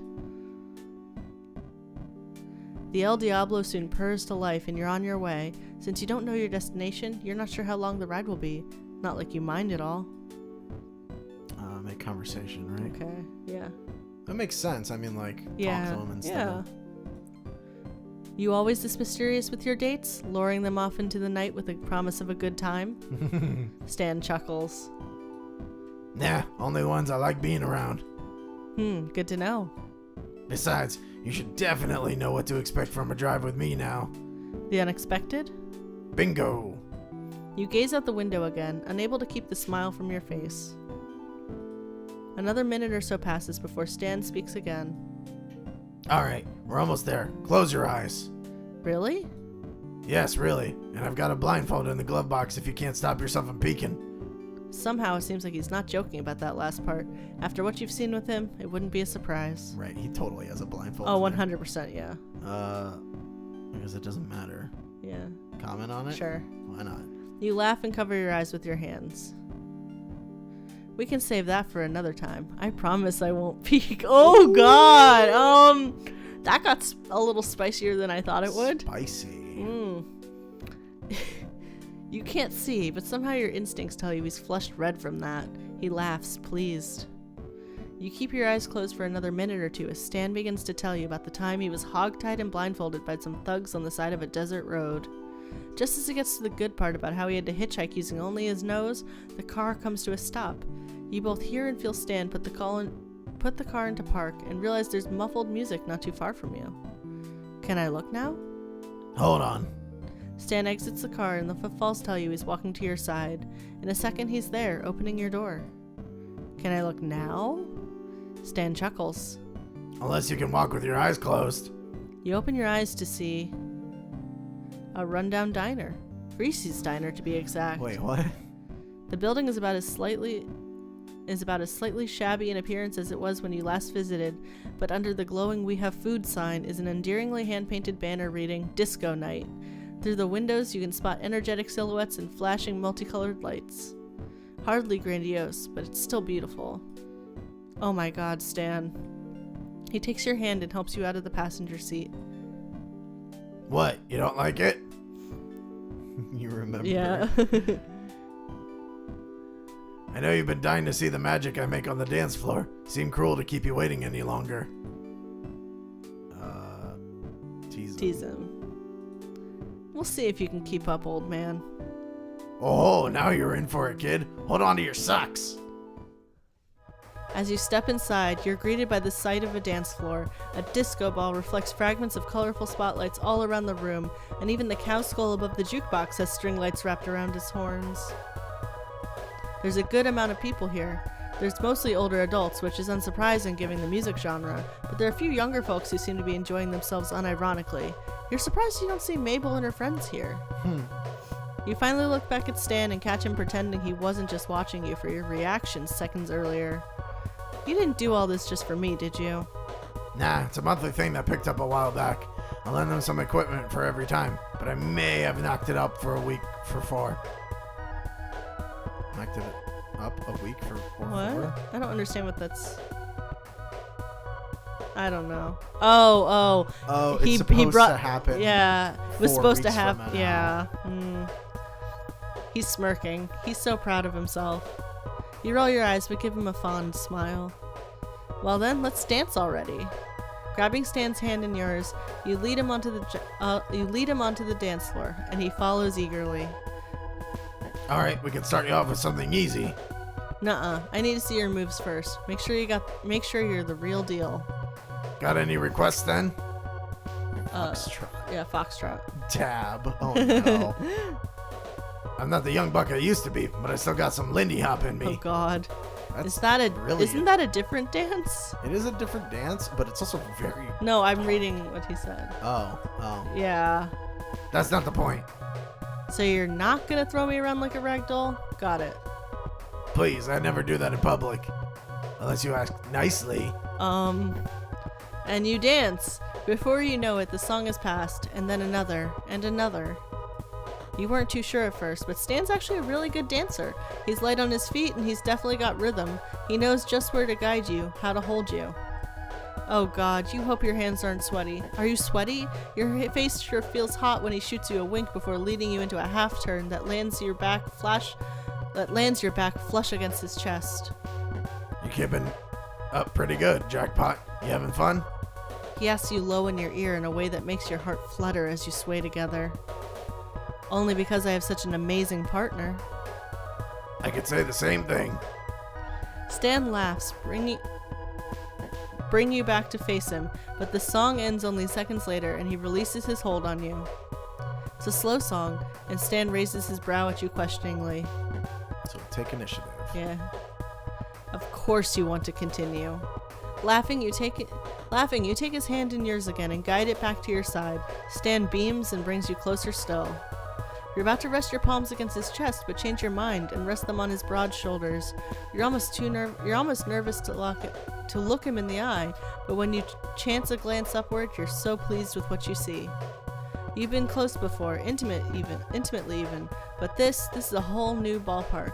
Face to face, moving slowly as one, nothing to distract the one from the other's gaze. You try not to think about how good he smells or how comforted and electrified his hold makes you feel, and you definitely try not to think about how a slight lean forward would easily bring his lips to yours. The song changes again, almost too soon, you think, but Stan just picks up his tempo to match, keeping your proximity the same. By now, you don't even have to look at your feet. The pace quickens, and you both get caught in it. A swing, a twirl, another swing, and you're dipped in Stan's arms so smoothly that it takes you a split second to realize why you're nearly upside down. Stan's grinning down at you, panting from the intense bout, holding the dip. Okay, so this is interesting. We'll see if we got the near perfect run right here. I don't think we did, though. Should we risk it? Let's do it. We only have this option if it's a near perfect run. Oh, okay, then yeah. Bam. Stan glances down at your lips for a split second, but it's enough to tempt you, and you do the same. Maybe it's the romantic in you, but you can't help yourself. Heart thrumming in your ears, you lean up, meeting him in a kiss. He makes a noise of surprise, which turns into one of contentment as he kisses back. You part after a moment, and Stan's eyes are wide with excitement, grin bigger than you've ever seen. Before you can kiss him again, he brings you back up into his arms to finish off the dance as the song ends. A quick glance around the rooms lets you know that most of the surrounding patrons were watching the two of you dance. They look away as you notice, some whispering and some getting back to their own technique. It's Stan who speaks first. You hungry? Not what you were expecting, but you're kind of relieved he's keeping the mood light. Thought you'd never ask.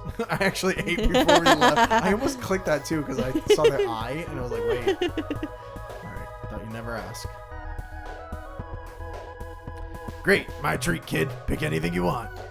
Of course, the place he's most generous at is a diner whose most expensive entree is $20. I mean, Why not? You're yeah, already there. It's also not, like, horrible? No, it's not. Yeah. What? City folk Jack is too good for us. Right? Lucky for you, I only want some fries and a shake. Sounds perfect. What does that mean? Instead of waiting for a server to come by, Stan goes straight to the counter to order. You sit down in a pleasantly unsticky booth to wait for him and notice that Stan left his jacket on the seat next to you. Put it on. In no time, Stan returns with 2 orders of fries and 2 shakes. He grins when he sees his jacket draped over your shoulders. Hope you don't mind. I was feeling a bit chilly. Nah, that one looks good on you. And it's not wet this time. He sits, sliding in right next to you. It's been a long time since I got fries and a shake from an old diner. Not usually something people my age do, I guess. What? I mean, well, I guess he's saying like older people. Yeah. They go for like the soup or That's like true. the boiled chicken, which is Or the weird fish. the weird fish. Yeah, Yeah. you're different. From what I've seen, there's a lot about you that's unlike other people your age.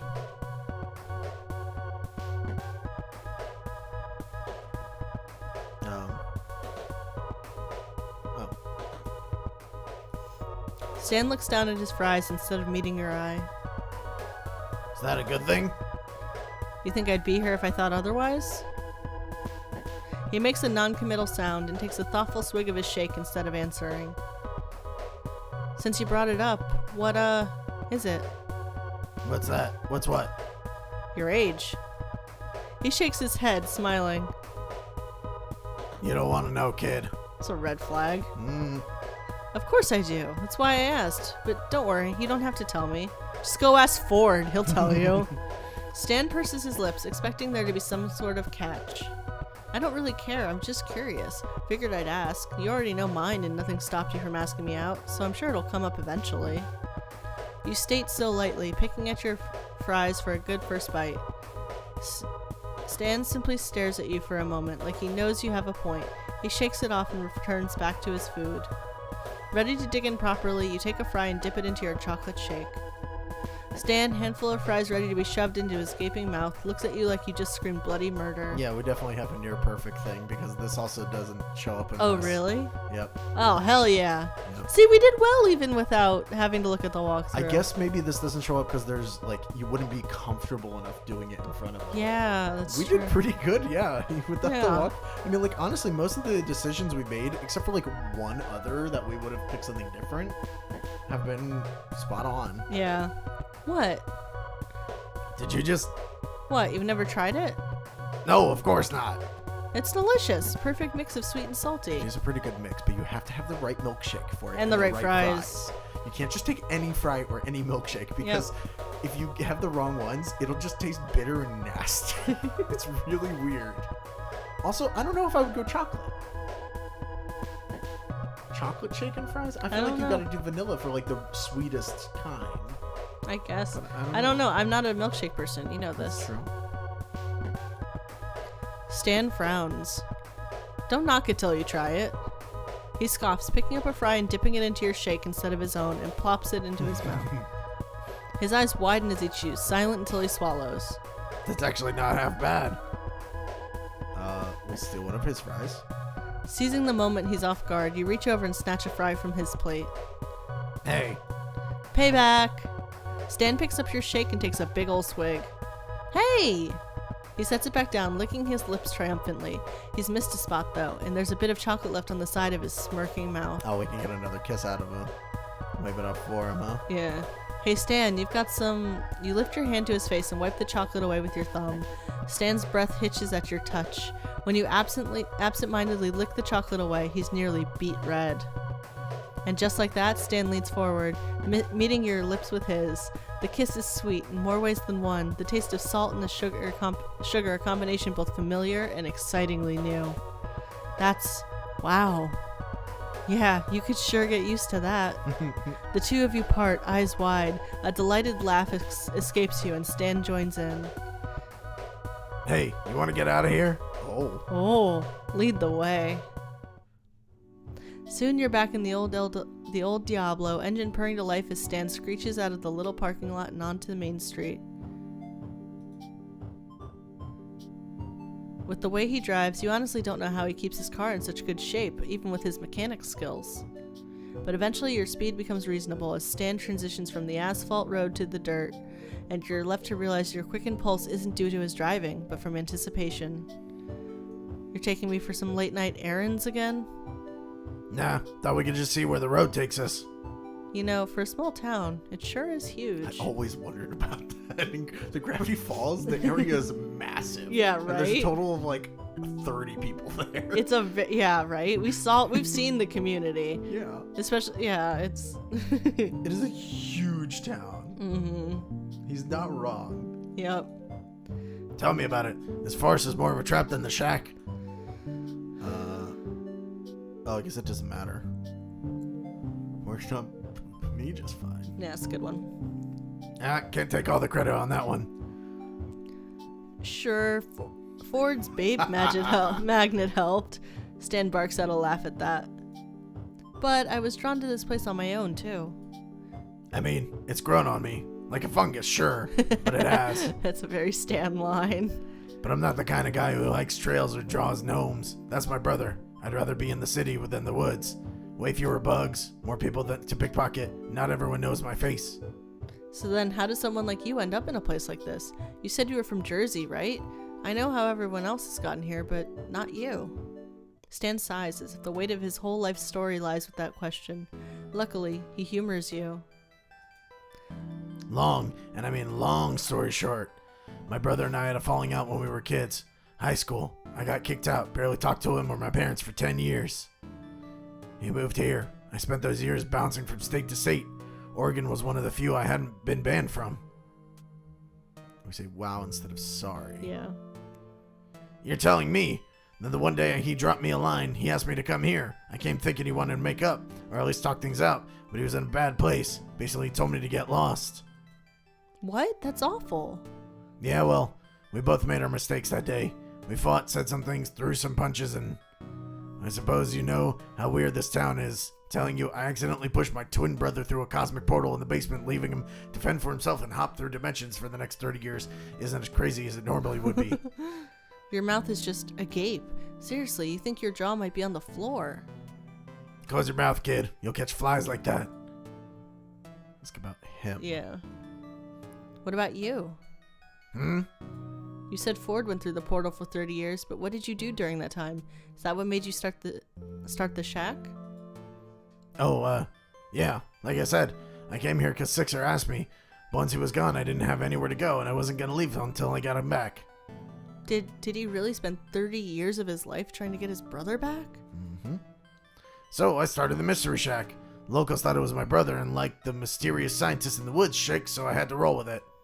Wait, so you had to pretend to be Ford too the whole time? Only in name, sweetheart. It's a good thing I always went by Stan anyway. Let me tell you, Stanford Pines was never cooler than when he was me. Caught off guard in your absolute shock, you erupt into laughter. Okay, that I can absolutely believe. By now, it feels like you've been driving for a good while. You're starting to wonder if Stan really does have no idea where he's going, but the thought stops in its tracks as the car makes a sharp turn on a diverging path. You catch the slightest glimpse of a wooden sign reading, "Do not enter." Stan? Where are we going? Relax, Jackpot. I know what I'm doing. Sounds like a nickname. To be fair, their names are Stanford. Both of them, right? No, Stanley and Stanford. Oh, okay. But everybody thought that's why everybody in the first season calls him Stanford, because they think he's Ford. Right. And Stan faked his death. Right. So Yeah. that's why like Gideon calls him Stanford all the time and stuff, because they think that he's Ford, Okay. but he's actually Stanley. Well, okay. This is real hot spot up ahead on the cliff's edge. Lets you see the whole town and the horizon and everything. Real picturesque. Oh, we've seen the cliff's edge before. Mm-hmm. Isn't that like right towards the end of the show? Yeah. Yeah. That sounds amazing. The car suddenly jerks left, and there's a troubling bump as you go over a large redwood root. Oh no. That is, if we don't die before we get there. Sorry, kid. That was in my blind spot. We don't want the Diablo to. It's pitch black outside, Stan. Everything's a blind spot.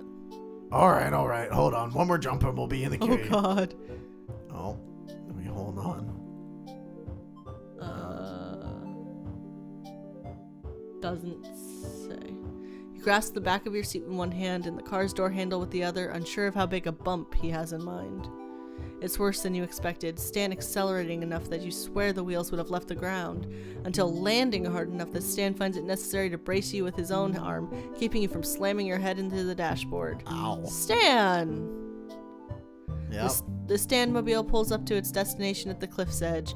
Just as Stan said, you have a perfect view of the whole town, the surrounding canyon, and the remarkably saucer-esque shape caught into the natural bridge. Gee, I wonder why. Yeah, the natural bridge. You catch Stan's pleased grin from the corner of your eye as you gasp, taking it all in. Though the sun has long since set, the small glowing streetlights from this small town illuminate the surrounding trees, providing only a slight hint of the mountain's shadows. It's not until seeing it from up here that it sinks in just how secluded from the world Gravity Falls is. It's almost like a hidden treasure among the evergreens. And though the black, thick forestry behind where you're parked might seem daunting alone at night, here with Stan, it just feels promising. So I'm guessing you like it, right? It's beautiful. As you survey the scene, you realize this cliff seems rather untouched, save for a flimsy barrier made of wire and stakes just before its end. How did you find this place? Well, there's this other spot just like this one that I'm told the kids called Lookout Point. It's just across from us, actually. Stan points to the spot opposite the car, straight ahead. Huh. The place is infested with teenagers, though. Saw it myself when I drove up there to help Dipper with a girl situation. Teenagers. Gross. Exactly. It hits you more fully now that you're here. Now that you're here with Stan, alone together, away from the world as you know it. You're thrilled, anxious, and suddenly don't know what to do with your hands. A nervous giggle escapes you, and Stan offers a kind and reassuring smile in return as he slings his arm around the back of his seat, crossing his leg over the other. The casual air is contagious, and you're thankful for it. Remember, he's got bench seats too. That's true. So, how'd you kill time in a place like this for 30 years? Besides all the... Bless you. Besides all the shack and secret portal stuff. Stan laughs, scratching his cheek. Well, as you know, I'm full of surprises. I'd skip town every now and then for actual supplies or a promising hookup. Oh dear. But as the shack became a household name, I had to stay put for longer and longer. So I'd make do trying to enjoy the small town thing. You settle in. You're not budging until he elaborates. Like what though? The fun stuff? Like disco nights? Stan scans the horizon looking for something. Okay, there, see the bowling place? Used to have a team there. We were really good, thanks to yours truly. Until this wet blanket, Toby came on board and had to use bumpers like a baby. Toby determined. Again, you didn't mean to laugh. Yikes. You got that right. Aside from that, there's a great taco joint and bar. The kids like to go to the arcade, and the mini golf place is pretty decent. He starts counting on his fingers. There's a mall, a creepy animatronic pizza place, a public pool, which I would not recommend, by the way, unless you're into sitting in strangers' filth. That all sounds pretty dang fun, minus the filth part. Yeah. Sounds like there's actually a lot to do around here. It's weird, ain't it? It's like you'll never hear about a place, but if the situation calls for it, pow, it's right here in town. You really like hearing Stan talk, about anything really. The way he emotes with his hands, the grit in his voice, and the gradual increase of enthusiasm when he gets passionate, even about something small.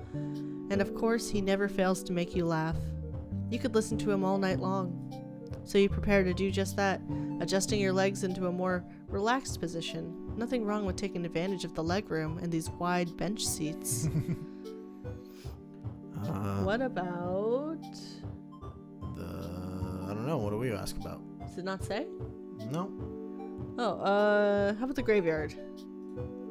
Nothing special there. Not even that spooky. Sure, the grave of America's lost president is there and something about a national treasure, but I went there for myself for artifact inspiration, and there wasn't even a decent headstone to steal. Alright, the factory on the cliff nearby? You know, I'm surprised that place is still even there. There used to be this attraction in the middle of town. This brat Gideon Gleeful. Hold on, Gleeful? Like Bud Gleeful, the car dealership guy Gleeful? Yep, Gideon and his bud, snot-nosed kid. They used to run the scam that made money off of poor suckers' hopes and dreams by posing Gideon as a psychic. Oh no. It's just as tasteless as you're probably imagining. He'd even dance around and sing like a monkey in a tux. So what? I had a real monkey at the shop back then. Wore a hat and everything. Anyway, these idiots obviously ate it all up. It became my biggest competition and an even bigger pain in my ass. That old factory's where they used to make his merchandise. What happened to Gideon? The kid had some realizations, I guess, like a lot of people in this town. Supposedly he's trying to get that silver spoon out of his mouth and be a normal tween like the rest of them. But who knows? Haven't heard about him this visit, so I can't tell you for sure. That must be a good sign. What about the weirdly shaped building? That's the club. You shoot him a look. Stan makes it through his next words laughing. That's the name. Honest. You snort. Clever. The name might be questionable, but the place is nice enough to only let you in if you're rich. Only ever managed to sneak in there once. Bad vibes there. Not even for someone like me. Worst of all, the food was mediocre. Not the kind of quality I didn't pay for. There's a lull in the conversation, a moment where the both of you are simply admiring the view. It seems you've inched your way closer to Stan as he was speaking because all of a sudden, you realize your leg isn't all that far from his. What? The reflection of the outside light on Stan's glasses keeps you from being able to read his expression from this position. I'm gonna get closer, right? Get closer. Is that what it says? Yep. You very nearly closed the gap between you both, and it would have been smooth too, if not for the creak of the patent leather seats as you shifted. Stan's grin tells you he noticed. Damn, time for a diversion. What's that on the water tower over there? That old chestnut. What's it look like to you? Oh. Oh, God. 'Cause What? we know what it's supposed to be. What was it? It's supposed to be an explosion, but it looks like a muffin. Oh, that's right. Muffin. Looks like a muffin. Not sure why anyone would choose that as a symbol for vandalism. Maybe it scares the hell out of anyone with a wheat allergy? Maybe it's a bran muffin. He wiggles his fingers like he's telling a spooky story. With extra raisins. You know, I almost died up there once. It's a real doozy of a story. You take the bait. Oh, do tell. And so he does, with his usual flourish, painting a picture of the time he and his great niece bravely scaled the tower and nearly got shaken from it by a video game character come to life. Oh, right. Yeah. You find yourself with another chance to move closer. Get even closer. Stan's speech falters a bit as you inch closer, and the side of your hand brushes his, but he continues when you leave it there. So I say to Mabel, just haven't looked up death straight in its dim, ugly face. Finally, your thigh meets his, and suddenly he seems to have a pretty persistent itch on the back of his head because he can't stop rubbing it. Thigh touching. Thigh touching. And so, that punk, Robbie, learned his lesson eventually, but you know how his type are. I think I have an idea, yeah. Your eyes meet Stan's, and you hope to God he can't tell how your heart is hammering in your chest. Screw it. Here goes nothing. You steel your nerves, moving and gently resting your head on Stan's shoulder, leaning into his side. You hold your breath as you focus on the water tower in front of you, worried what look he could be giving you. Stan clears his throat, pulling his arm away from you, and for a moment, the feeling that you just crossed a line makes you mentally curse yourself. Until he lets out an embarrassingly fake yawn and his arm above his head and out, resting it across your shoulders. You're so excited by his touch and your success that it takes you a moment to realize the yawn and stretch. He just used that old cliche. And moreover, it worked. Does it say? Nope. Oh no. You can't help but laugh. What? Stan reddens, smiling sheepishly down at you. I can't believe you just did the yawn and stretch. Well, it worked, didn't it? It's still a trick. Is it still a trick if it's recognized as one right off the bat? Stan's silent for a moment before making a face. Yeesh, there goes my 7 days without an existential crisis streak. Now that you're against his side, you really don't know what to do with your damn hands. Are they feeling a little extra sweaty? Don't put them on him. Curse these leather seats. That's not how that... Okay. You hold him. Hold him. Just do it. It's fine. It's like a hug. No big deal. You were basically holding each other while dancing tonight, right?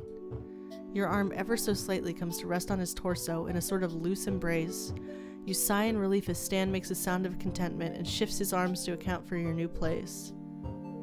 For a moment, you dare not to say a thing and instead close your eyes. There's that scent again, the overtone of cheap cologne mingled with leather, cigar smoke, and salt. From this proximity in this car, it's just the right kind of overwhelming. You really can't believe this. Never in your wildest imagination could you imagine this is how your solo summer road trip would work out. But in this moment, you really can't imagine it any other way. You're just happy. Oh, there we go. That's a photo. Mm-hmm. That chin. Hey, Stan? Yeah? Thanks for your help. His eyes meet your own as he smiles down at you. No problem, kid. It's what kind souls like me do. You really are a lifesaver. My car would have been a goner. And you rescued me from being bled dry by a mechanic, too. You can feel the rumble in Stan's chest as he hums. Crooks, all of them. Not even charismatic about it. That's certainly a plus, too. Your hand moves upward to his broad chest just below the open V of his shirt. I'm not only thankful for a place to freeload, though, Stan. I've actually had a really incredible time here. Seriously, I'm the luckiest person to ever be ripped out of the forest with their car since it was by such a nice family. Better than a simple trip to Mystery Shack, huh? Definitely. Oh, Mabel told us. Yep. Mabel's words come back to you, and despite your doubts begging you not to say anything stupid, your heart is yelling you to tell him already, damn it. You know what? Yeah, if everything goes south, you're already about to pack your bags and leave. You'd never even have to think the name Gravity Falls again. Alright, yep, here it goes. Stan, I really like you. You focus on the gold chain just by your fingertips and toy with it, avoiding eye contact to keep your nerves while you've got them. You hear him swallow thickly despite your heart thrumming in your ears. I've really enjoyed getting to know you these past couple weeks. Even when you got me shot at, I can't tell you how much of a relief it's been not only to escape death by complete boredom, but also to find myself having some of the most fun I've ever had, period. You need an extra gulp of air for this next part. Thank you for tonight. I'm glad you brought me here. And I'm gonna miss you. I glance up and there Stan is, looking at you with a mix of emotions you can't quite place. You think you feel his pulse skip a beat under your palm, and you're sure your own does the same as he looks away. His pronounced jawline is further exaggerated in the shadows, and you see it clench before he faces you again. You don't know who leans in first, or more, or anything, but suddenly Stan's hand is cupping your face and his lips are on yours. It's sweet, but somewhat clumsy, as his glasses remind you of their existence by hitting you in the cheek as he leans in close. You can't help but hum against his lips. And oh God, you forgot to breathe. You part, both of you breathing just a bit heavier than before. Stan's big dumb grin is accompanied by pink dusted cheeks. Are you okay? Apparently this is it. Huh, This is okay. the last one. Stan laughs, cupping your face and bringing his lips to yours once again. He's more confident now, more sure with his hands. The kiss lasts longer and shows no sign of stopping anytime soon, but from this angle it's still a bit awkward, side by side like this. Stan makes a noise of surprise against your mouth as you grab him by the collar and drag him down with you to this Oh, I'm sorry. There we go. to the seat, but then he laughs and you can feel his smile on yours. The kiss dippens. Dippens. I'm here. Oh no! Mabel and Dipper tagged along in the trunk. They were hiding in the backseat the whole time. That would be a very thing. They would do that. The kiss deepens before Stan breaks it to instead kiss along your neck, your collarbone, his stubble feeling absolutely wonderful on your skin.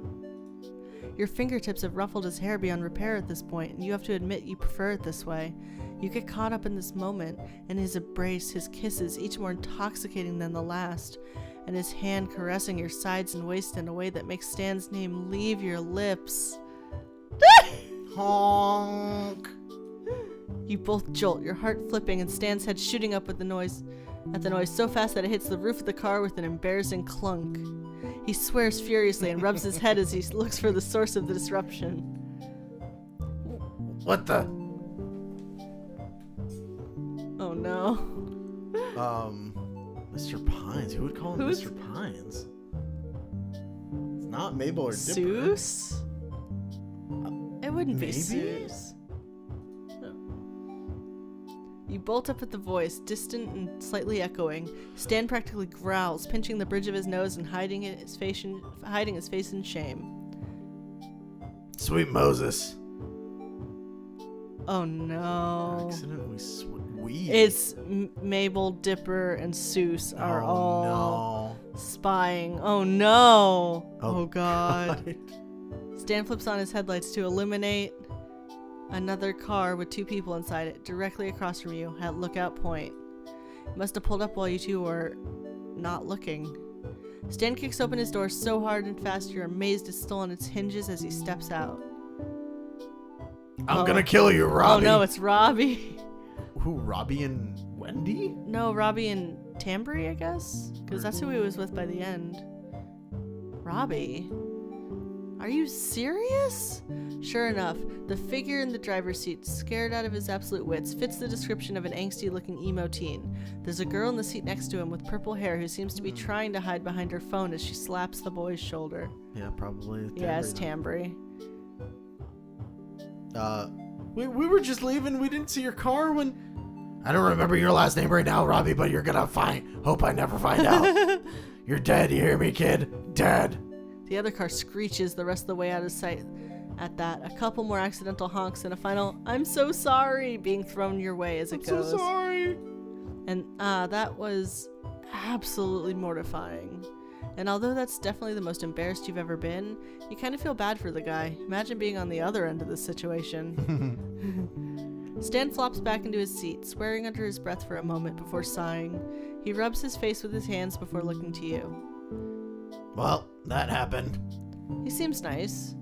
Stan grumbles, shutting his car door and starting up the engine. Can't even drive to a cliff and get any privacy in this town. Guess we should start heading back. He offers you an apologetic smile. We should, but can we take the scenic route? Yeah, absolutely. Luckily, the scenic route is also the long way home. You were mostly joking about a scenic route back to the shack during this time of night, but both Gravity Falls and Stan have a way of amazing you to no end. Little bioluminescent mushrooms are sprinkled along the path on the trees in perfect rings. Stan drives slowly, and you take advantage of it to marvel at their greenish glow. This is incredible. There's a lot more where these came from, or so I've heard. There's a gnome forest somewhere around here. Never been because, well, gnomes. But maybe Ford can let us know if there's somewhere like it without the pests. You rest your head on the windowsill, watching the toadstools of all shapes and sizes go by, counting them. I'd really like that. With each passing minute, the rumble of the road and the thrum of the car seem to add another weight to your eyelids, and suddenly your fatigue catches up with you. You alright? You hum an affirmative, and Stan takes you at your word. Well, this could be better. Sliding up next to him, you bring Stan's free arm that's not on the wheel around yourself, like it was earlier this evening, and he chuckles. That's right. Get yourself comfortable. You let your eyes fall closed, content. Wake me up if there's a nymph or something. Will do, Jackpot. Almost perfect. We did so well. We did do very well. Love meter. It's your last day in Gravity Falls. Should I guess I should do it, right? Oh. There's going to be a bunch of other characters you're probably going to have to do. Okay, sure. It's your last day in Gravity Falls. Weeks ago, you were worried today it would never come, but now that it's here, you don't know how to feel. Just yesterday, when Stan told you your car was good to go, you wanted to believe that there was something still left for him to fix. And yesterday evening, after your final dinner with the whole Pines family and the Seuss's back-breaking goodbye hug, you had almost resigned yourself to letting go. But now, in the clarity of the daylight, you realize that these weird and wonderful people don't have to disappear from your life for good. You'll always have the memories, and you'll still be able to keep in touch through letters, packages, and video calls. They won't be able to get rid of you, even. Too late, suckers. Cherished friends for life. When you make your way out of the shack, you're met by the Pines and Waddles, all gathered beside a large tarp covering what you guess is your car. They're talking amongst themselves until they spot you. There they are. Thought you were gonna miss a big reveal. Now, you guys! Ford and Stan each take an end of the tarp, pulling it off with a flourish as Mabel and Dipper throw handfuls of confetti in the air. Ta-da! The reveal is indeed your car. Besides a couple of nicks here and there, it's hard to believe it's the same one you crashed just weeks ago. Heck, it probably runs better than it did when you first got it. It looks amazing. You take it all in, running your hands along the hood and marveling at the spotless windows. Ford, can I call you the next time I need a tune-up? If this is what happens when you use that magnet gun, I might ask you to total my car more often. Ha! Yes, well, perhaps we can find a middle ground. Hey, no love for me, huh? Don't forget who got you out of this mess in the first place.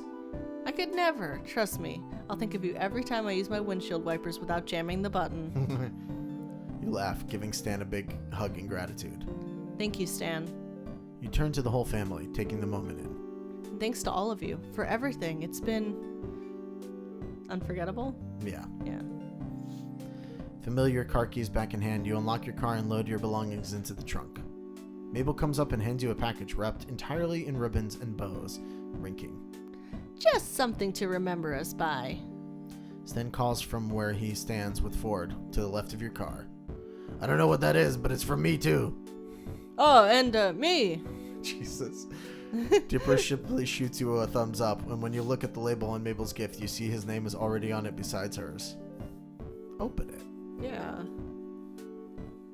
You're about to pull at the ribbons, but Mabel chides you. Nope, you gotta open it on the road after you leave. Or, well, after you stop at a rest stop because you're driving, please don't get into another accident. You tuck the gift into the trunk on top of everything else, making sure it'll be safe from being crushed. After Mabel, Waddles comes up to you as well and snorts up at you. You give a little guy a loving pat. You're going to miss that pig. You're really going to miss Gravity Falls, too. I don't know what to say, except, I guess... You're about to say goodbye when Stan interrupts you. Hold on, I got one more thing to say before you go. And, kids, you head on first. You too, Sixer. Give us some time alone. I gotta show them some kinks with the engine. Yeah, kinks. Mabel oohs as she leaves, Ooh. accompanying Dipper and Ford back into the shack.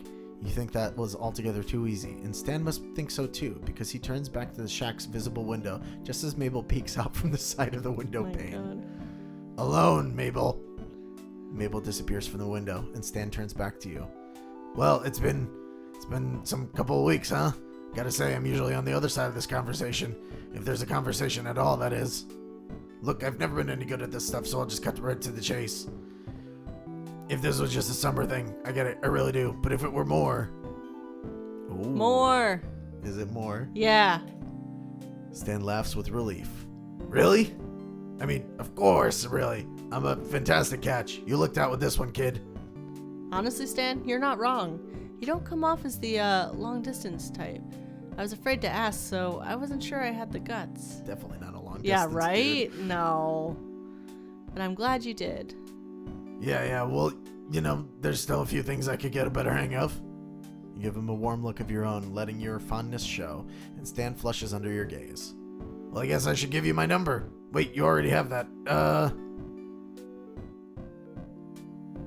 Middle. Stan's grin is contagious. You barely lean in before he meets you with a purposeful kiss, one that holds promise. It's enough to bring you back to memories of that night in the car on the cliff. Oh yeah, you'll definitely be staying in touch. Just as you're about to deepen the kiss, a high-pitched squeal rips your attention from each other to the sound's origin, to find that it's none other than Mabel pressing up against the shack's window. I knew you could do it, Grunkle Stan. I knew it. Love at last. A small hand comes into view and grabs her away from the window before a six-fingered one waves and draws the curtain shut. Stan looks a bit peeved at being interrupted, but relaxes as you laugh. You got some really good kids there, Stan. Trust me, I know. Mabel talked me through some of the rough spots, believe it or not. Oh, I do.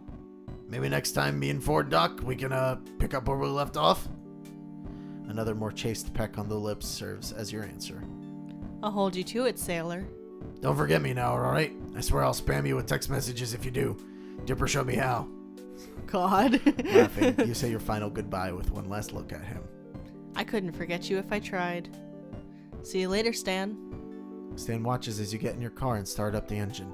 You turn to the road with ease, and in the rearview mirror see Stan waving goodbye, as well as Dipper, Mabel, Ford from the shack. You smile at the sight and say a last goodbye into the quiet of your car, watching until you have to focus on the road once more. A while longer and you're through town, back on the open road. A sign passes on the right, now leaving Gravity Falls. It's not until you're at the next rest stop that you think to open Mabel's gift, or, well, the Pines family gift. You unwrap it to find Mystery Shack souvenirs, a small knitted square Mabel has helpfully labeled as a mug sweater, and a photo.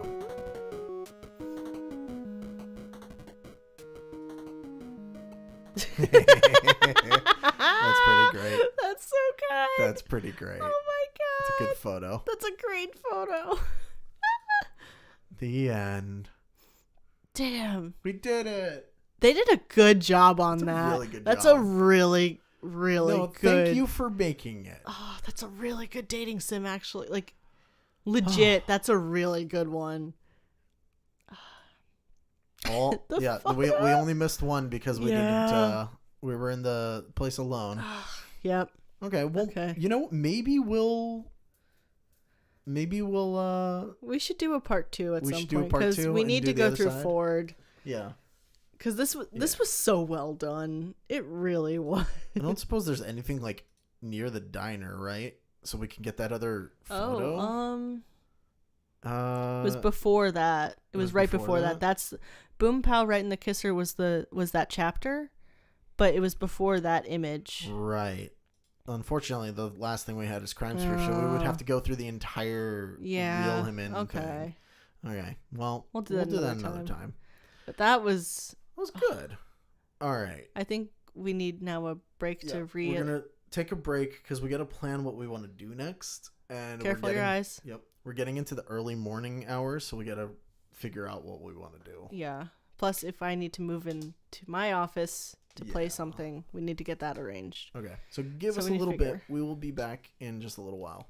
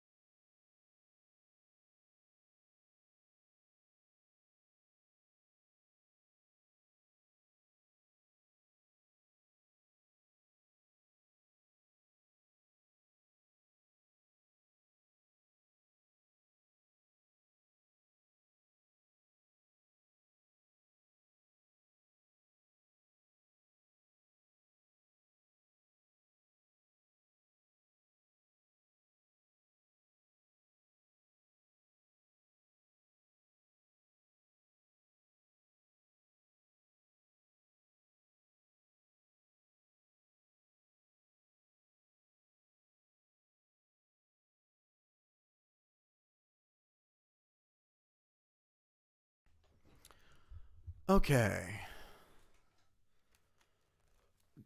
So she has gone into her office so that we can play a little bit of Phasmophobia together. So I need a second to set up the stream.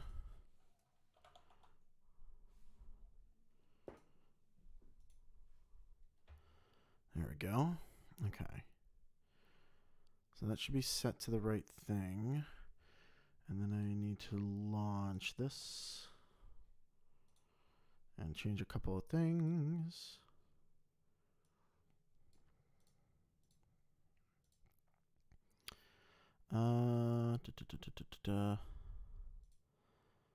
Voice mod there. Okay. Apply. Okay. Test 1, 2. Okay. Yep. Should have been double me for a second there, but I think we're good now. Let's open up Discord. Because we're not going to do the proximity chat just this once.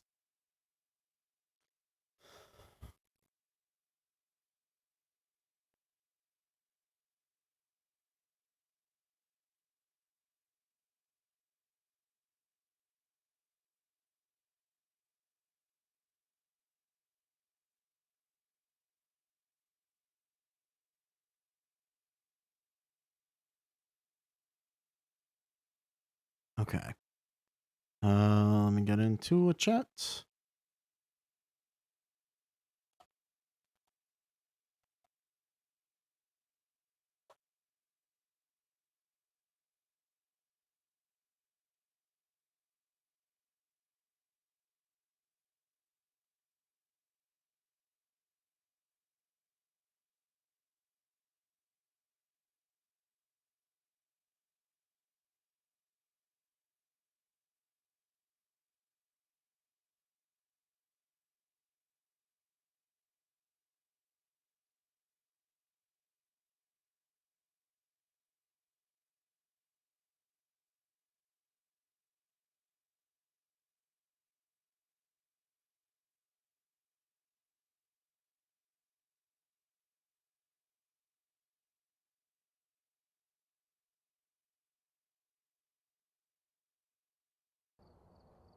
Welcome back.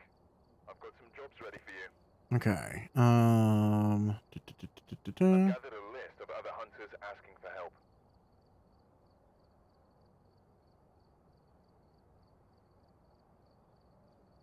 Great. Private.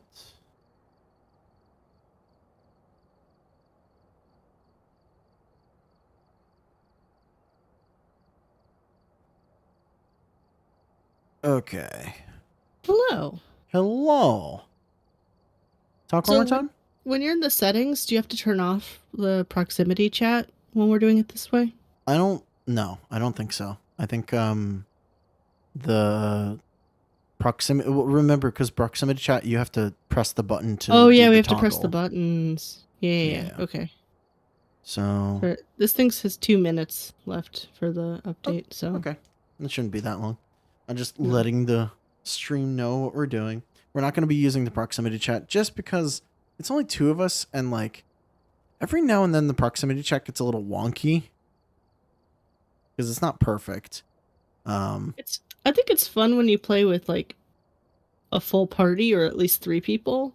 Yeah, I agree. When there's only 2 people and like if one of you dies, then it's not as interesting. And otherwise we can just hold the global chat button down the whole time to use the walkie-talkies. So Yeah. Yeah. I mean, we sort of were relying on the global walkie-talkie chat the whole time when we were playing before. And it was kind of like, well, what's the point of the proximity chat then? Because the walkie-talkie works from any room in any place. Yeah, but then you've got the scariness of like when it cuts somebody off in mid-conversation, or if you're talking on the walkie-talkies, you're outside and your buddy's inside, and then they get like the activity spikes and you hear them screaming, and then that cuts out completely. Oh no, I agree. That part's fun, but also if there's only 2 of us, I mean, we can No, also if there's only 2 of us, it also doesn't make sense. we could also end up doing honor code if we wanted. Like if you die. Just stop. What do you mean? Like, if we could do the same thing and just, mute ourselves, essentially, instead of doing it through the in-game stuff, just don't talk when you die, if we wanted to do that. I think we can still talk. I'm gonna end up throwing stuff at you when I die anyway. Yeah. Plus, I'd like us both to, if we try to figure out stuff, I'd like for us both to get the, Yeah. to figure it out. Because assuredly, Plus, one of us is gonna die. if I'm dead and I see a ghost coming after you in the afterlife, I want to freak out and be like, no, it's on its way. Yeah. As you do. Sorry, it's almost done updating. It's all good. I had this open. I'm so annoyed. Oh, with Steam. Yeah. Yeah, I tried to plan ahead. You saw. Mm-hmm. And yet it's still Oh, doesn't want to do it's this. What? It's What? it's not 8 more hours that we have. It's gonna end up being 7 hours. Because daylight savings. It switched to daylight savings? I don't Already? know when. I Well, think it's usually it did. it's at 2 a.m., right? 2 a.m. Yeah. and then it goes back to 1. Yep, it's 1 again. Hmm. So we have Sugar. Do you know what I did with 7 my more phone? hours. I think you took it with you. Shit. Okay. Yeah, it's not in here. Or it might be in the bedroom. All right. Give me. I'll get into the game real fast and then. Yeah. And then I'm gonna just grab my phone real fast.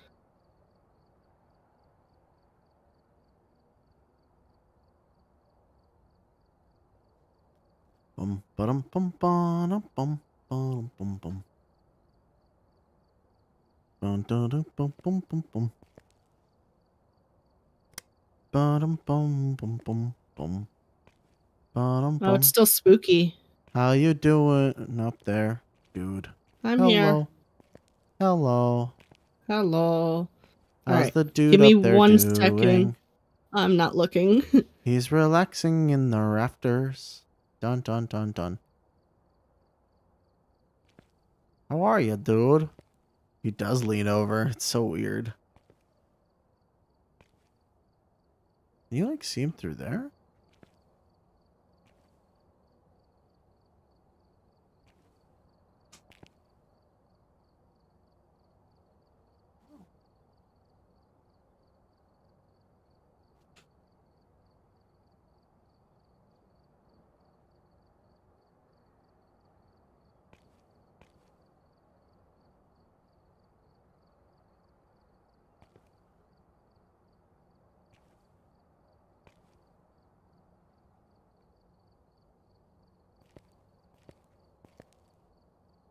Okay, oh well.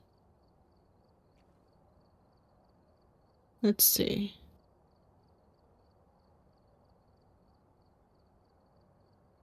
Is there any equipment we need? I guess Probably. another flashlight would be good. Yeah, we probably need 2 flashlights. Well, I can I can Let's see. I can afford a flashlight and a candle or smudge stick or lighter. I 'Cause have I only have $43 right now. I have a candle, I have a crucifix, I have a lighter, and I have Okay. a smudge stick. Okay. Well, I'm So buying a I can flashlight. add those. Oh wait, it says I already have a flashlight. Hang on. Oh yeah, then Let don't. me add that. Okay. So I added those things for us: the smudge stick, lighter, candle. What do we need? We need salt. Do we have a thermometer? We How much is a do thermometer? not. Okay, I will buy that. It's 30. Oh, I can buy it. It's 30. You sure? Yeah. Okay, I can buy because I got $76. Yeah. Okay, I put it in. Okay, I'm buying a thing of salt. I think we're good otherwise. Found my phone. Oh, you found it? Yep. Yay. Tucked Okay. away, real weird spot. I don't remember putting it there. So we've got a good thing. Okay. Yeah, I think this is pretty fair. Ooh, yeah, we've got a bunch more. Oh, we can go to the campsite if we wanted. Ooh, let's The, do that. the campsite is open to us, and so is the prison. Oh, okay. So All right.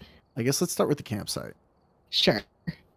Recommended for new ghost amateurs, long setup time, long grace period, short hunt duration. Sanity pills restore a lot of sanity, regain half your lost equipment value if you die.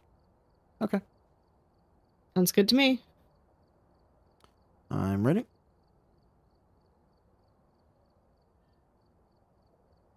Okay. See you on the other side. It's funny. It says ghosts have been known to stalk their victims in the dark, but also if you're in the light, they're more they want to come at you. Yeah, they're more. gonna. Yeah. So it doesn't matter. So basically, you're screwed either way. Mm-hmm. Oh wow, the campsite's big. Oh my gosh. Also, that's an interest. Oh no! What? Oh, I was inside of your head. That was horrifying. Oh yeah. my gosh. There you go. Oh no, it's so gross. That's But scarier that's also than an anything interesting. else. Did you? Yeah, it is. Did you see it in? Did you get inside of my head? Yeah, yeah. You. Yeah, it's gross. So that's a lot of games used to do that. Get the ghost Oh, to I know. blow, I remember. blow out a candle. Have a member of your team witness a ghost event. That's a really That's easy an one. easy one. Find The evidence, EMF one's pretty easy. paranormal EMF, and discover a ghost. So we need candle, and we need. Oh no, Helen Martinez needs us to be alone. There's only 2 of us though, so we should be able to. Also, that's outside. How are you alone outside? I think maybe just not as close together with each other, but I guess. I could be okay. Okay. Alright. So we don't need a photo of her. Thermometer is easy to get a read Want me to grab on. EMF then? Again? Yeah. I'll take EMF and then I can take one more thing. Should we do? I'm gonna grab the book. Okay. I'm not good with the spirit box. I don't. I'm not sure how to use the spirit box well. Like I'm not quite sure how to use it. I know Yeah. how it, like when the game first came out, it responded and stuff, but I don't know how it works with all the updates. So, I'll grab, I guess, the UV real Sure. fast. I use that in the meantime. Okay, and let's put this on night vision. Oh, that's a great picture. Oh, there's already 2 cameras. Really? Which neither of them are in a good position. Look at that. But yeah, so we start off with 2 cameras there. We can place another one. I'm trying to see where Wait, the where's camera the is. other camera? So you see how it says 2 of 2? So Yeah. if you click the mouse, Ah. you can switch the camera. So there's one for the entrance and Okay. one elsewhere.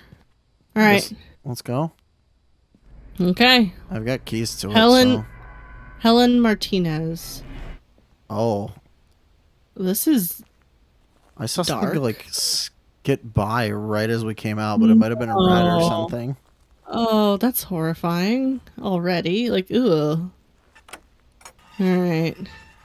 So is this just outdoors? Oh, we are gonna have to speak into the chat to talk to the ghost and everything though. Oh, I don't like that at all. Was that a hand?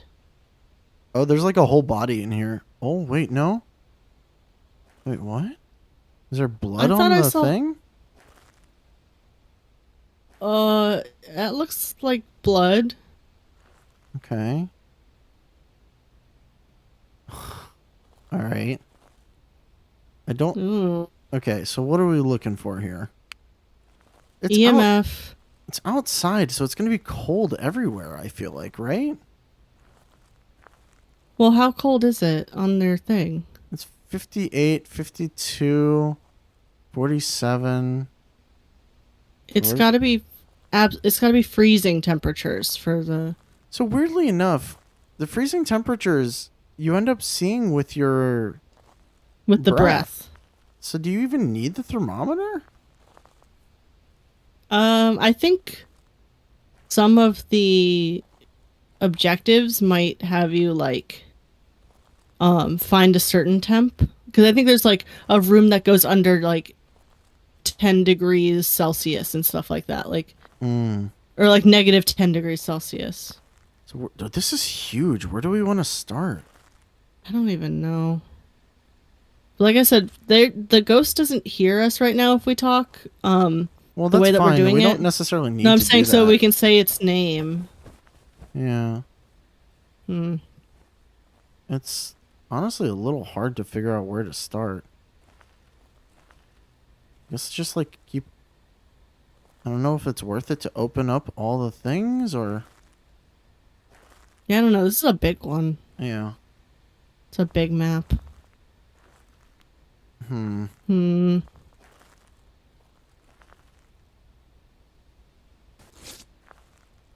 What the what?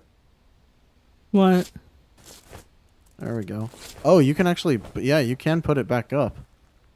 Oh. That's weird. Huh. Yeah. Hmm.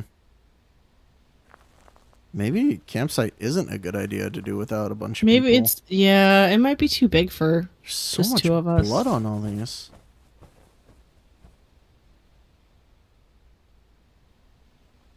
Hello? Yeah. Oh, okay. You went off over there. I'm just looking. Yeah. There's like a Can't go any storage farther. container. You can't go any further? Yeah. Yep. Okay. Hmm.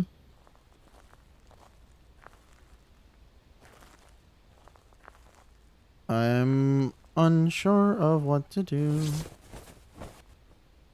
It's funny, there's no lights out here anyway, so it's like... Yeah. I'm not sure where it would hang out.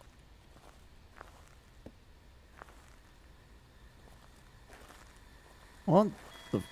Oh? EMF 2. So it's around here? Okay. How do I put down this? It's at this. There we go. Put down the thing. Looks like it's 44 degrees around here. Oh. I What- heard a thump. Did you? Yeah, I did. I don't know what that was.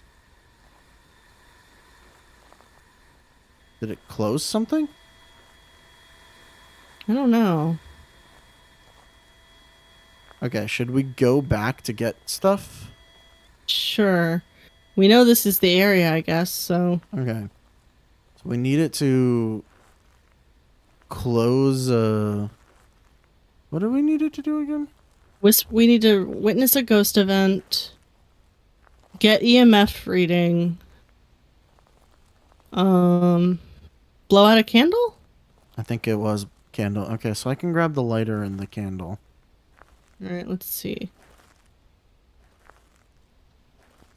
There's thermometer. Yeah, minor ghost event. Look at that. We were only at a 2. So we can We already So okay. Find evidence of the paranormal with the EMF reader has been found, which is good. We just didn't get up to the level Right. 5. Yeah. So Which it might do, but we were together, so we can put we should okay, so I guess I'm gonna drop the EMF for now. I don't remember how to throw it. G. Thank you. I'm gonna take the video camera so that we can place it there, take a look at orbs and stuff. Okay. And because we had activity over there and I've got the UV one, I'm gonna look for fingerprints. So I'm not gonna lie. I mean, Oh, it jumped up to a 4. yeah. I'm not gonna lie. Half the time, it's not worth it to put down the camera. Like, it's easier to see ghost orbs if you're just holding the camera and putting on night vision.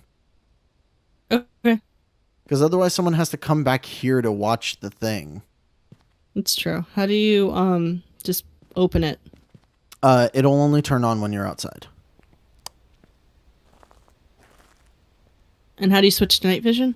You click. Oh, click I it. believe, Okay. yeah. Yeah. All right. So I'm gonna put down the candle. I will come back and grab something else once I've put down the candle. Like, I guess I'll grab the spear box and DOTS maybe, Okay. because we need it to put out the candle. But once the candle's set up, it doesn't really matter. Yeah. Oh, it's right there. Oh, It it's right is there. coming for us. She's right there. She's Okay, right there. okay. Is she still coming for us? I don't know. I didn't look. Maybe we should get back in the car. Let's go get a crucifix. Oh shoot! You're so much farther ahead of me.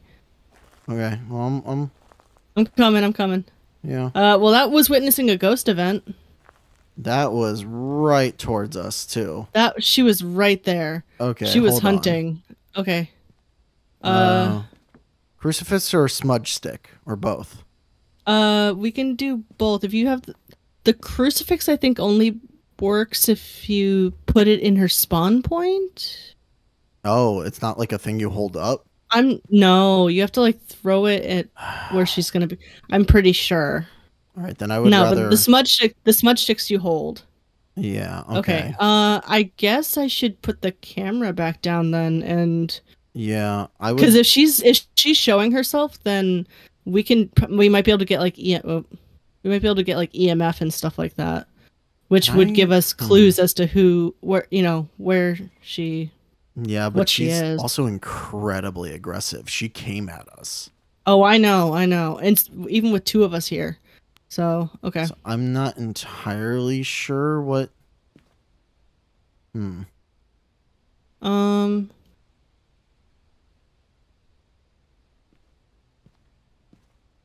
Okay, so we needed to blow out a candle, but where are we gonna put that? I guess at the. We have no evidence yet, right? No, we have no evidence. We've just seen her. That's bad. Because, yeah. Okay, maybe and- I should. Maybe we. I mean, don't if you bother. grab, maybe. Don't bother what? I'm not bothering with the smudge stick. Okay, We well, need we're gonna bother with the evidence. candle. Okay, so I've got the EMF. We have the ghostwriting, or we don't have ghostwriting, but we have it out. Yeah, I can The check journal to is out see- already. Yeah, We I can go check to see if together. it's there. I think bring the smudge stick because if we go over there and she's hunting, you can get her. I Because look, she's already at a 4 and we're not even out there. know. It's just if I bring the smudge stick, that's a temporary like keep her away thing. Okay. But I Well, have to bring the lighter as well if I do that. So it oh, takes up that's 2 true. slots. That's true. Okay, that's true. So, and I w- Bring DOTS then. I've got the EMF, which I've will got let us know if DOTS she's on and her the way camera. anyway. Okay, yeah, because if we can take a picture of her, that'd be great. Oh no, I've got I've got- the video camera because I want to see if there's ghost Oh, orbs. Okay, well, Is it- I will tell you this. There weren't any actually by her, but in that other spot where we Uh-huh. had some activity, that's where I think we might need to look. Yeah. Because that... But I also have the UV for that Okay. spot so that we can check to see if she's moving anything or touching anything, because that will give us Yeah. hints. We have to go over there anyway to check the journal, so... I am thinking she's just gonna She's come right at us. aggressive. She is aggressive. Which is weird for it to be a thing that Oh. only comes alone. What? No, I thought I heard a thump thump in my ear. I mean, maybe you did. I might have. All right. Okay. Come on. DOTS. No writing. Down. Oh, EMF 2, she's active. but no again. writing. Yeah, this is Okay. the spot though. Okay, so no writing, you said? No writing. And no fingerprints on anything. I'm not seeing orbs. Okay. I'm not entirely sure what you need DOTS to do. I don't understand that either. That was new even from like when I was watching stuff with this. Um, Hmm. I'm not maybe this seeing isn't. orbs. Maybe this isn't the spot. No, something happened. Oh no, there's something here. Something happened just now. I heard a little thump. I've got a 2. So she's active here.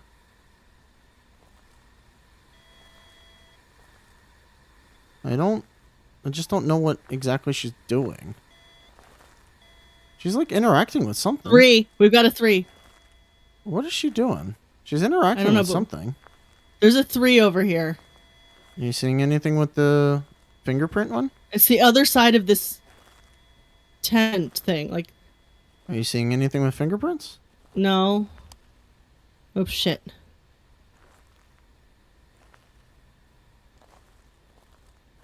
I'm looking. Did you just push that? No. She might have. She's moving stuff.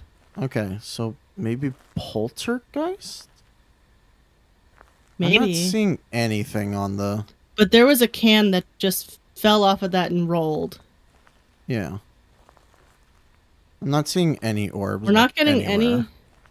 So there's no writing, no orbs, no EMF higher than a 3 so far.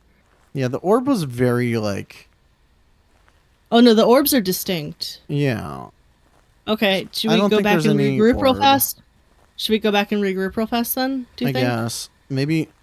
Can you write in the... Whoa. Look. I know, it's doubled for a second. Can you write in the book, please?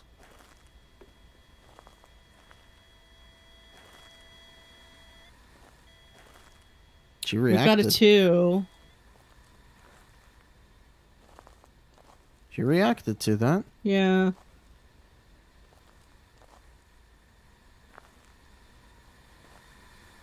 Nothing in the book so far. Could you please write in the book? Well, something else she interacted with. 'Cause Where? I heard a little tut tut. Mm.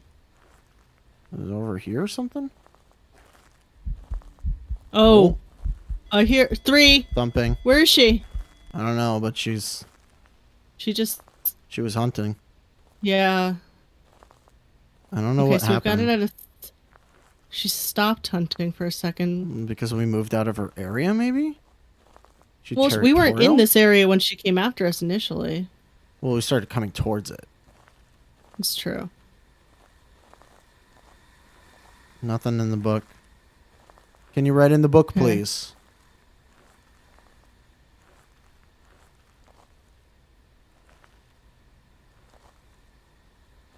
Maybe... Okay, do you want to head back and regroup?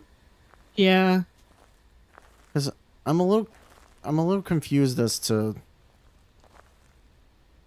Do we try and get something going? Because honestly, the bonuses don't get you that much money. No, they don't. But sometimes, like, they can help you get like get clues. But right now, like, Yeah, The- our bonuses currently won't help us do that. no, they don't. Okay, so she's never been higher than a 4. Oh no, she was at a. She spiked to a 5 at one point. Well, that's Oh, she's activity. at a 5. Yeah. Jeez. Hmm. Okay.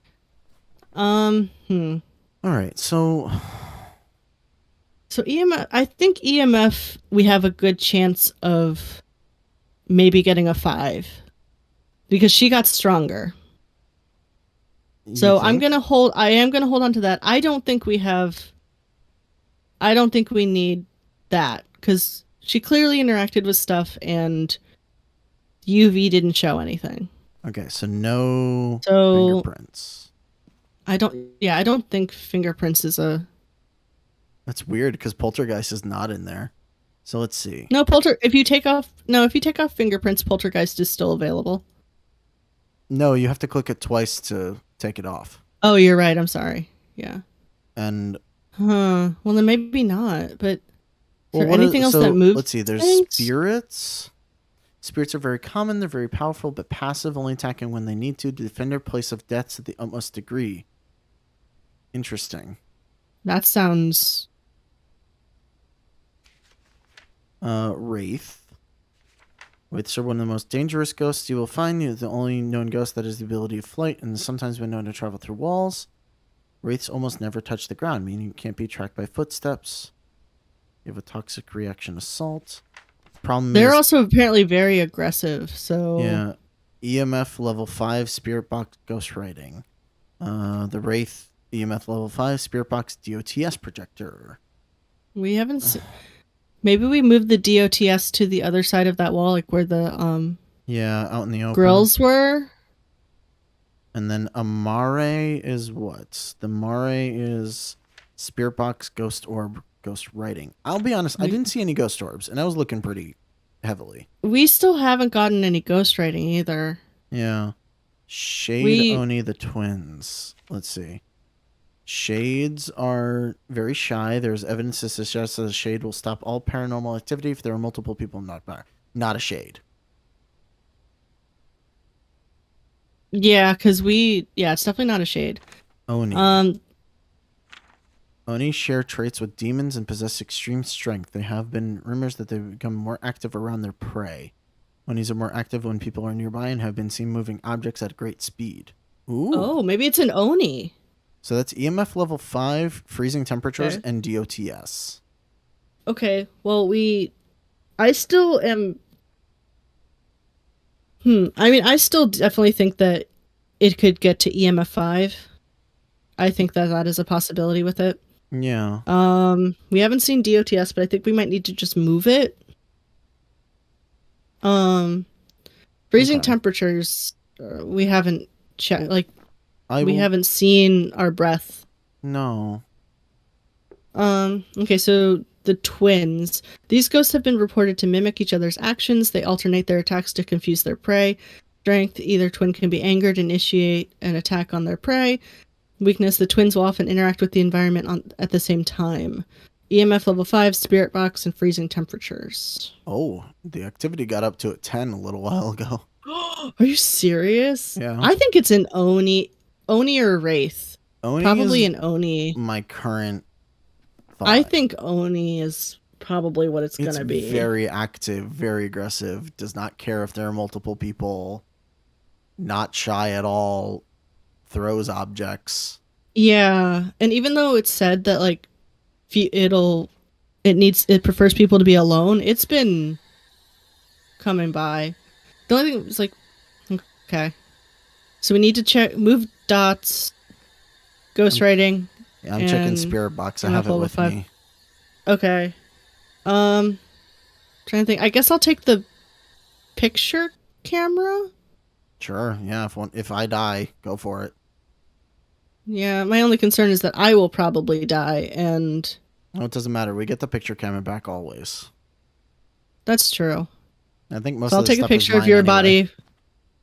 Yeah, okay, that's true. All right, what do I have in my hand right now? I've got... Yeah, okay, so I can take it. I have one open slot to move DOTS. Okay. So what do you have on you? I have the picture camera, the EMF reader, and my regular flashlight. Okay.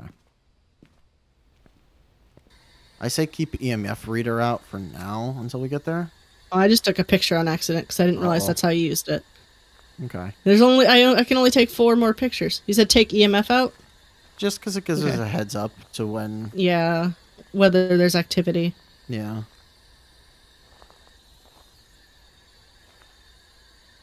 Does the spirit box just go through all frequencies or something?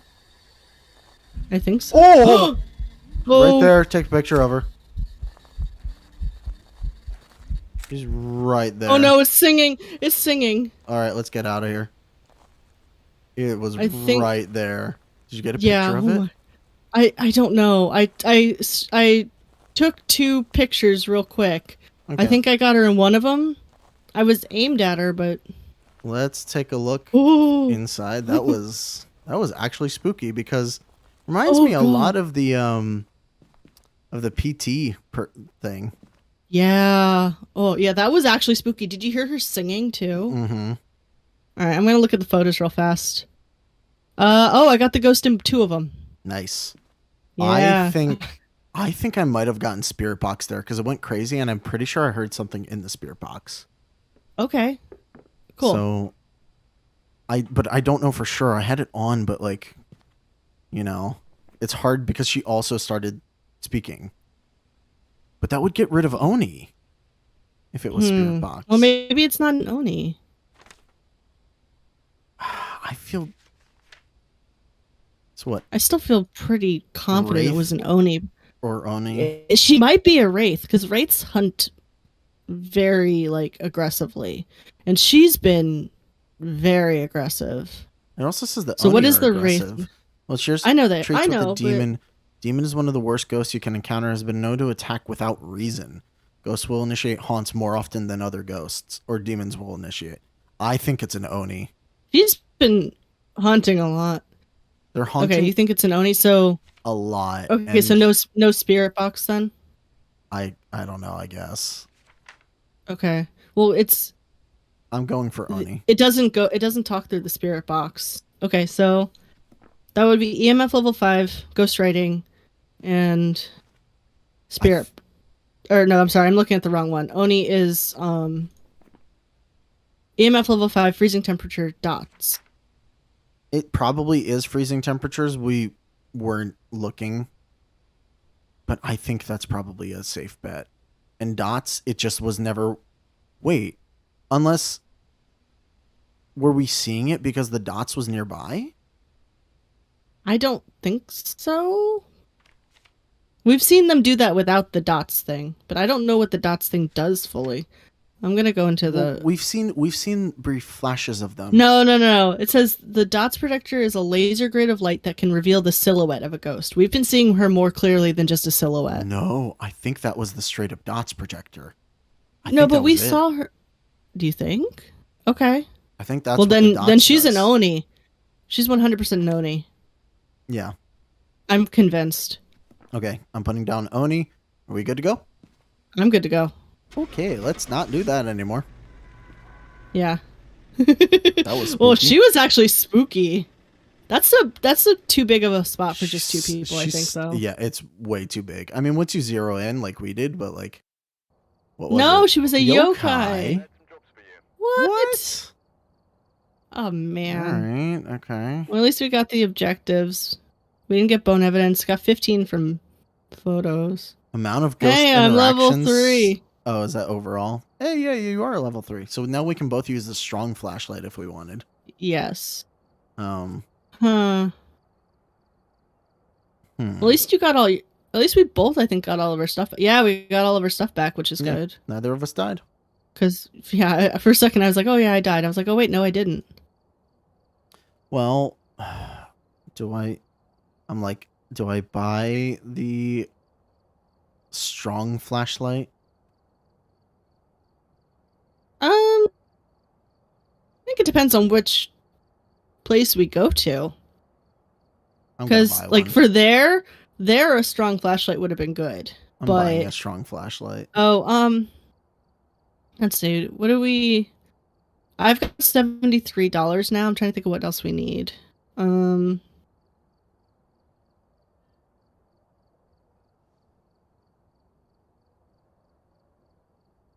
Do we need? I guess I'll buy a strong flashlight too. Yeah, why not? Okay, I bought a strong flashlight, and then, I think both of Is the that- other flashlights are yours, so you can take them back if you want. There's no way to. There's no possibility of it getting lost. Trying to think of what else we want to bring. I think one of the flashlights is just it's always there Oh, okay. because I only had one extra. I see. Yeah. Okay. So what else would we? We brought the crucifix. We have a lighter. We have a photo camera, salt, smudge stick. I guess maybe I'll buy another smudge stick. Okay. Well, I'm just trying to think. Like, Yeah, I don't know. well, because they get used up, and if that's like a thing we can get extra money for because it's an It's true. objective. Yeah. And they're cheap. I'll buy another smudge stick. I just hate that you need the lighter and the smudge stick for the smudge stick to work. I agree. I wish the smudge stick and the candle like just came with a one-time like set it on fire. It's good. Yeah. All Okay. right, where do we want to go? Do we want to go to the prison? Sure. I know that's a big map too, but at least it's like a bunch of rooms, so oh my we God, can. it's huge. Yeah, it's a big map. 29 rooms. Yeah. All right. Okay.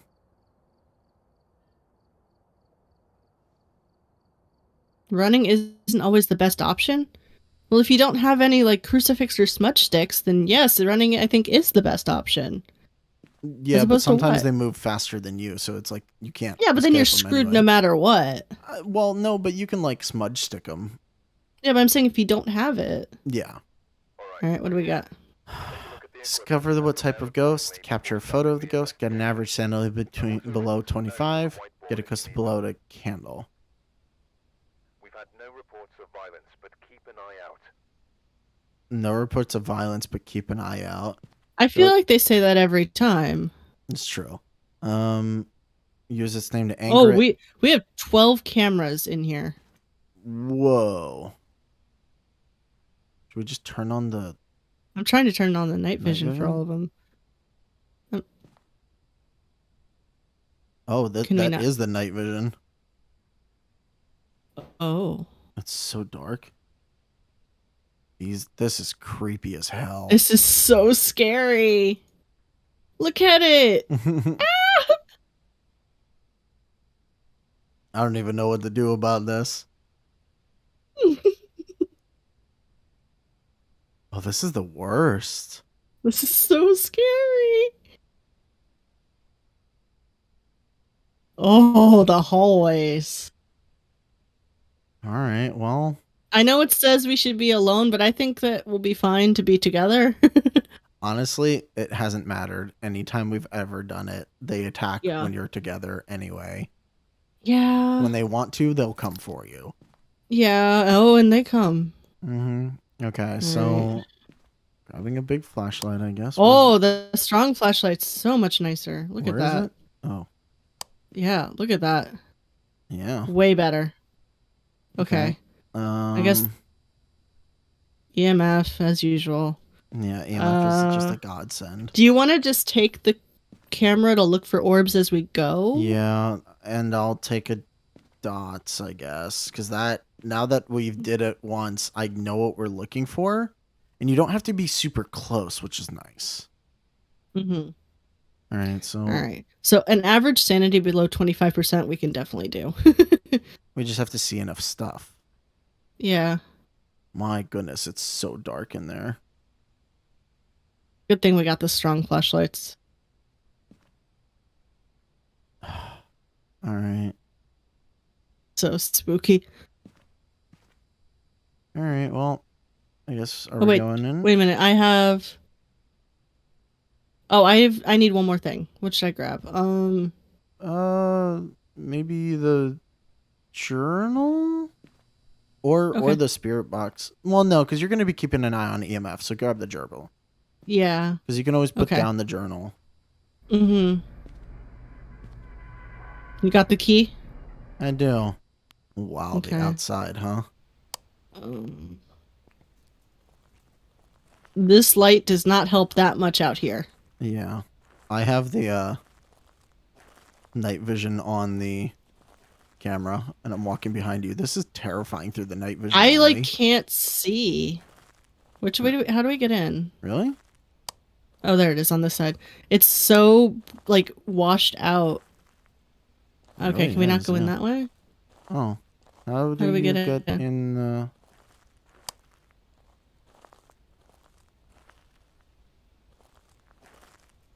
I need to figure out how do you get in the prison.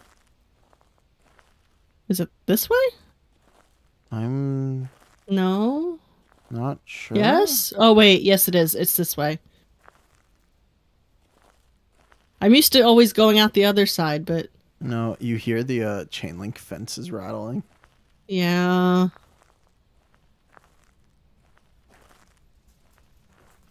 Oh. Well, in we go. Ugh, I hate trying to open this. Do you want me to do it? Yeah, can you?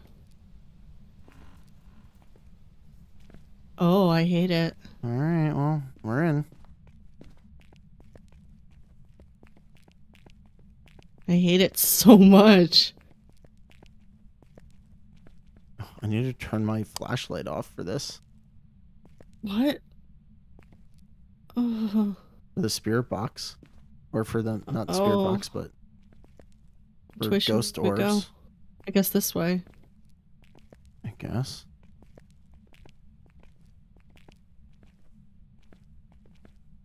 I don't know where to go. I don't know. There's like a million rooms here, though. Oh, What? I don't like those doors. What was his name again? James Garcia? I guess. Okay. Hmm. Yep. These doors just slide open.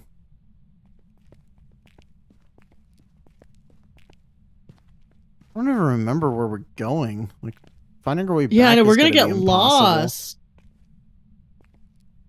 Oh Lord. Also, I'm trying not to like open up extra doors just yet, Yeah. you know?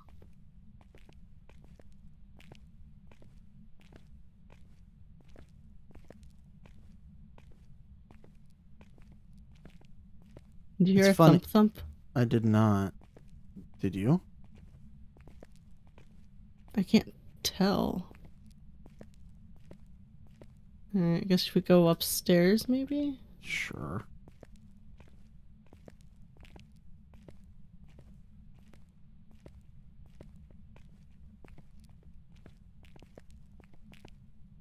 It's hard to like do it like this, but you can just look through the night vision of the camera a little bit. Keep hoping for ghost orbs so that I could just be like, Am okay. Am I throwing you off with the with my light? I truly don't know. Okay. I don't see anything in here. But then it could be one that doesn't have any ghost orbs. So Yeah. that's the hardest part. It's like, how do you know what you do? Oh, that was a door. Okay. What? Are we going together? I opened the I door. was following you. Okay.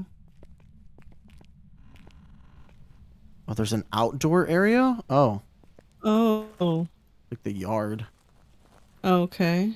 Well, I think I don't know if they can go outside any. Like, I know they didn't used to be able to go outside, but I think this Maybe they can area now? makes it, yeah. I think hmm, it's very possible for them to be outside in this area. okay. Oh, I do not like the rattling. Yeah. I don't see spirit orbs, but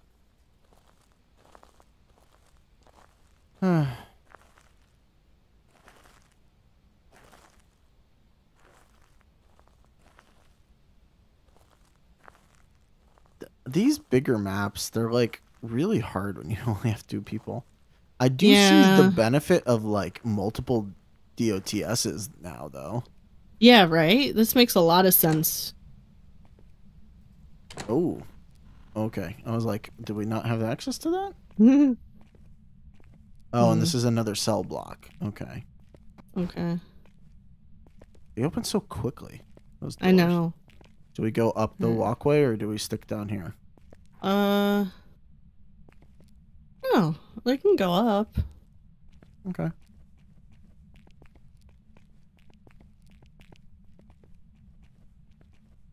I have no idea. I don't know. It's There's so- open cells here. We're also. I mean, we're not using his name, so I know that's not helping. Well, But, it like- angers and provokes it, but like it's not necessarily necessary. The thing Yeah. is, after a certain timer, because like we get a setup time. Yeah, I know. The After setup that time timer- happens, then they get more aggressive if Yeah, they they're get- aggressive ones. Well, they get aggressive regardless, because we've seen That's ones true. that are traditionally not aggressive at all kill us. That's true. Yeah, because they all can kill you. So once the setup time is over, it doesn't matter, frankly.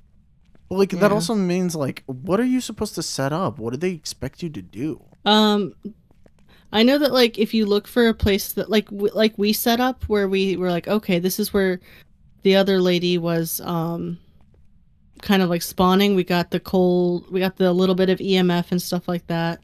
Right. And we got the cold temperature, so we knew to set up shop there. But you have the EMF out and nothing so Nothing's far, right? Yeah, and we haven't seen freezing temperatures at all. We have not. Can we get through these doors? We can. And this is back where we started, I think? Is it? Yeah. And this comes Okay. back to the beginning. So we've done a loop. Okay. Well, it's nice to know that it does just loop. Okay. Let's go in the truck real fast and like get plan of attack we, again. Yeah, we need to figure out what... This is such a big area to do as 2 people. Yeah. We need to like figure out, okay, this is where we're gonna look at first, and Alright, Figure. let's... it had activity. Had activity? We didn't see We just any. weren't near it, because look at that. Even right now, it's a strength of 5. It keeps jumping to a 5. That's where it was when Yeah. it was doing stuff. But like, where is it? I don't... We didn't see anything. Capture a photo of him. Sand block candle. It's just so big. I mean, like, Hmm. is it worth it to, like, go through these cameras do to it see if there's any spirit orbs just on the cameras? I mean, we can see. I don't know where he's gonna spawn. Yeah, I mean... I wish they had, like, an extra line that was, like, was seen near blank.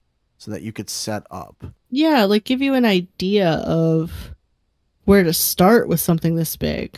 Yeah, because currently it's just like, well, here you go. Go for it. Well, could you imagine trying to like play this by yourself with a place this big? Like, Yeah. I don't think this was ever meant to be a solo No. game. no, definitely not. I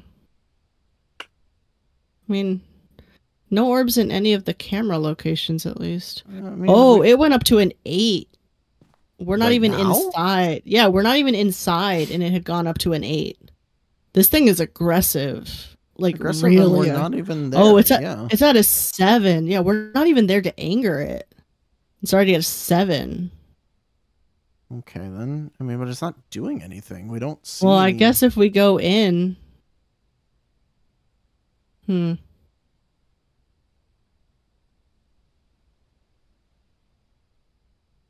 I'm just trying to figure out, like, there's not a lot of stuff for it to interact with.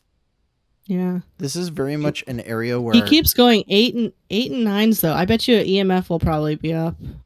Okay. Maybe we'll get so I guess maybe not fingerprints unless he closes door and opens doors. See, could this try- looks like... You know what this map is? This map is you want to get chased? Because that's the only thing it can do here. Yeah. I mean, like, it might be able to interact with the basketballs, I guess. But, like, there's not stuff That's in the true. prison. Yeah. There's not just things everywhere, like a house. Hmm. I'm not seeing any ghost orbs, and actually these cameras are, like, fairly... like, well-placed everywhere. Yeah. Okay. We didn't see it.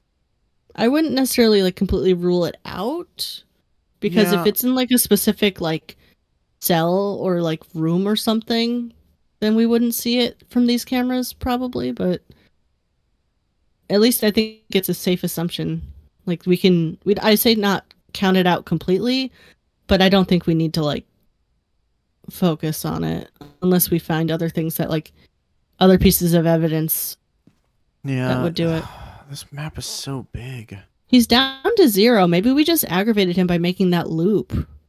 Because he's down to 0 now. Well, we definitely Like a went flat- through... Like, we went through the loop, so we went through where he is. Yeah, but it was also during the setup time, so Well, I think towards the end of it, as we were coming back, set up timer. That's now. what got him angry. Yeah, that's what got him angry. So.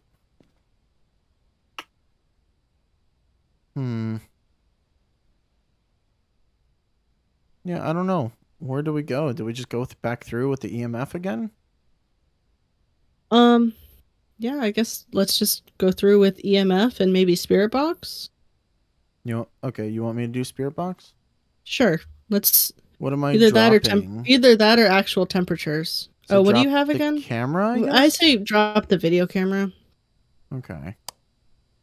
So I would say either. Well, so what do you have right now? I have DOTS and the Spirit Box. Okay, then I would. Do I have the right flashlight? Yeah, I do. Okay. Yeah, the one on the right, not the silver one. Yeah. Oh wow, it's up to a 4 again. Okay. Yeah, he just. Yeah, because I have the journal.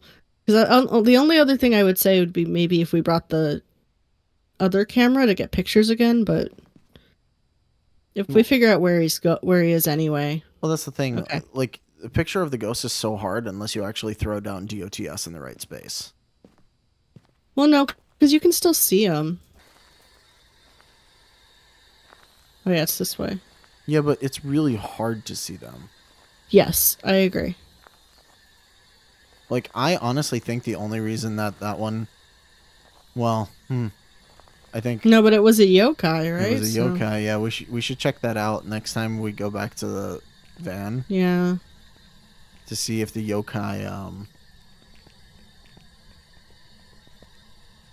if the yokai does that. If it shows up. Which way did we go? We've went both ways. We Oh did the yeah, loop. because we did a loop. So Which way do you want to go? I don't care. I picked last time. You go. All right, we'll go right. We'll go back through.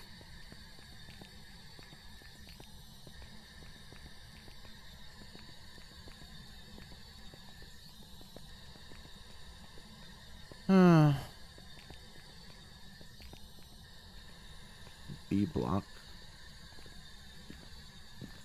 I guess there is some stuff for it to throw around if it wanted to. Yeah, there's like some books. Anything? No. I don't see or hear anything either. Are we going up or making a turn? I don't know if it's considered a separate area up there. No. Guess let's just do the loop for now. Okay. Because we're looking for Alrighty. any activity. Just any sign, yeah. Yeah, the EMF would really give it to us, I think. Yeah. Well, it helps when you get like a little bit of activity because you know you're on the right track. Mm-hmm. Even if it goes to a 2. Well, he's active. Yeah. He's very active, so He's active when we're not even there. yeah. We just don't know where.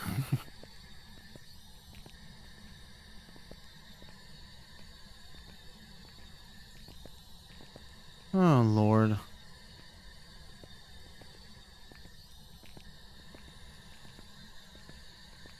Did we just do another whole loop? Okay. Nothing. All right. We need to.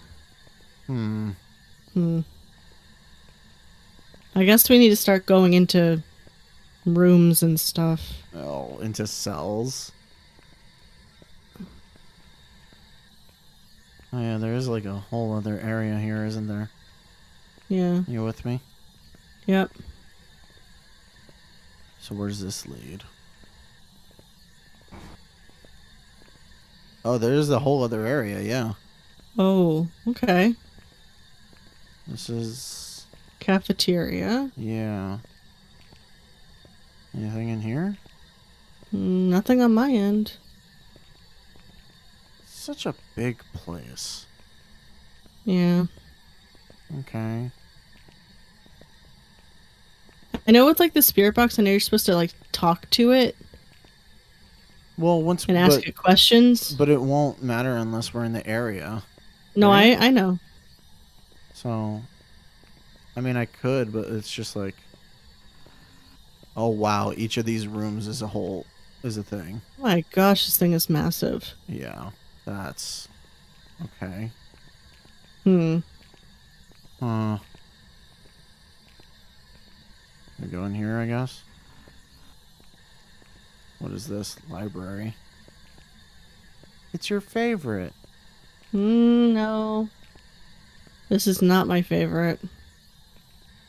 This No, is spooky. nothing in here. Yeah. I mean, I keep hoping that the EMF goes off just so that Well, that's we're what like I'm hoping too. We Well, need. because it would be like a okay here, Yeah.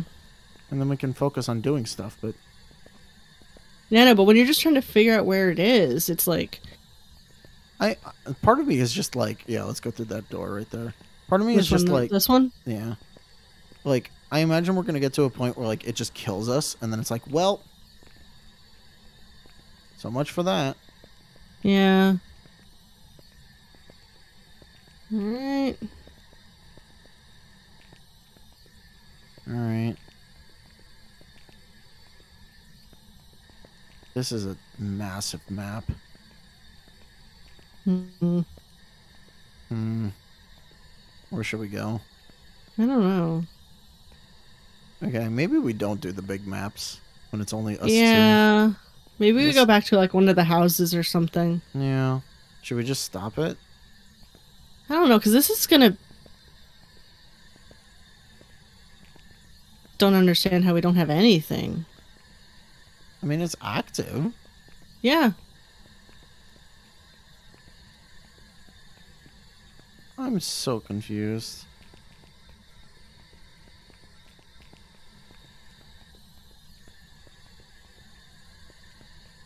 Just beyond confused.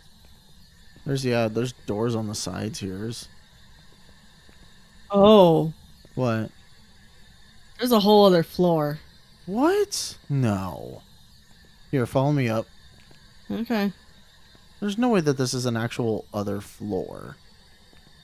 I think it's just for this entry area.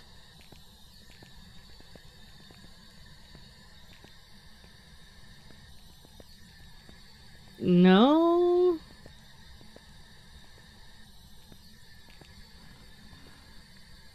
Oh, wow. Wow.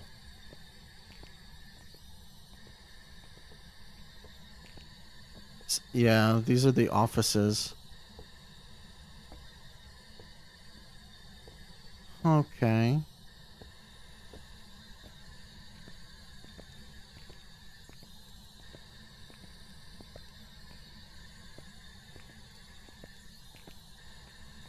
Anything?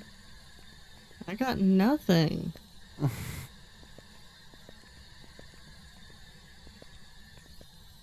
Do we just leave? Well, let's just see, I guess, where these ones go down. I think it's the other side, right? Oh. Yeah, this just comes out the other side.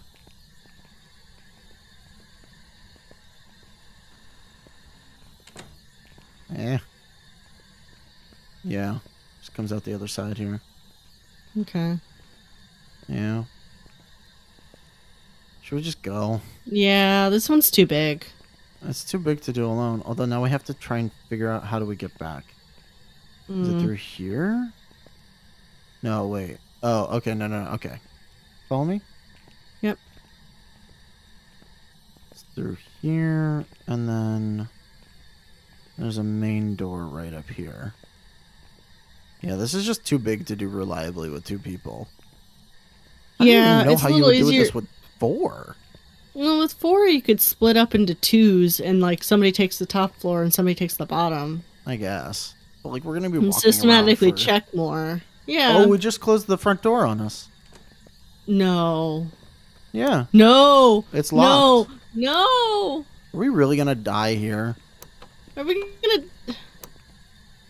It's so annoying. Really? What is? Is it really gonna kill us right now? But we got nothing. Let us out. Come on, dude. You do that, I'm gonna keep a lookout for it. No, it's still locked. What the heck? That's annoying. I'll put this down. Okay, it's open. Here, come on.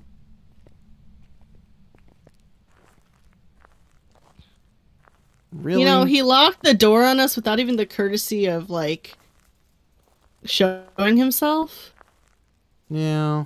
So this is the He went up only to thing a we saw. 10. He's been at a 10 the whole time. Our sanity went down, apparently. Our sanity still isn't low enough for us to... Alright, let's just make a guess. Alright, hold on. I want to look at yokai. What does it say? Yokai are common ghosts that are attracted to human voices. That doesn't make any sense. Because... we weren't talking. They can usually Yeah, be not found through the haunting game. family homes. It also doesn't make sense. Talking near a yokai will anger it, increasing the chance of an attack. And We weren't talking through the game. yeah, when hunting, a yokai can only hear voices close to it. Evidence, spirit box, ghost orb, DOTS. I mean, we definitely got DOTS, but there was no spirit. Yeah. I mean, maybe no, spirit box you were was 100%. right, Maybe, but you were 100% right about the DOTS. Yeah. but ghost orb definitely weren't getting that. I mean, we got nothing from this dude. I know. Ugh. I feel like we just need to make a guess of some sort for this one, so that we can at least get a chance of getting something right. But Yeah, I mean, it was super active. So let's go through which ones are super active ghosts. wraiths are really dangerous. Or they're dangerous, but are they active? Oh. Possess the living. Oni are more active when people are nearby and been seen moving objects at great speed. Oni are very active, making them easier to find. Well, it wasn't easier to find, but it says there have been rumors that they become more active around their prey.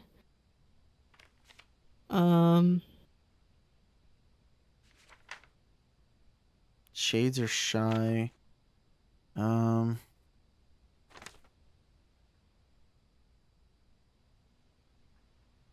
don't know. I have no clue. I'm gonna just guess Oni. I don't know why, but I am. We're doing Oni. Well, I am. I don't know if you want to. So it's Alright. EMF level 5, freezing temperatures, and dots. Okay, sure. I don't know. I'll go Oni. Sure. Guessing, because It's too big of an area to do that. it is, and I don't want to like leave without putting something. Because what's the worst that Yeah. happens? We get it wrong. Like I don't think we lose money for going on this. no, we just get don't make everything any back. money. We get everything back and we don't make It was any a money. gin. A gin? Okay. I had some jobs for you. Yeah, I have no idea. We had it hunt Yeah. us once. I don't understand how we have 40 ghost interactions with it because it didn't interact with us at all. I think it's total, not just for this round. No, because the previous one had 70 some. Oh, okay. And that shows you per round, I'm pretty sure. I could be wrong, but like, Oh, then okay. yeah. I have no clue. We did not get anything from it. All right. What do we want to do? Do we try one of the smaller houses? Sure, we have. And if that doesn't work, we can switch gears and do something else, not Yeah. Phasmophobia. Okay. It definitely is more fun when you have more people. Yeah, we have the high school as well available to us now. That's a big map too, though. Oh yeah, it's super big.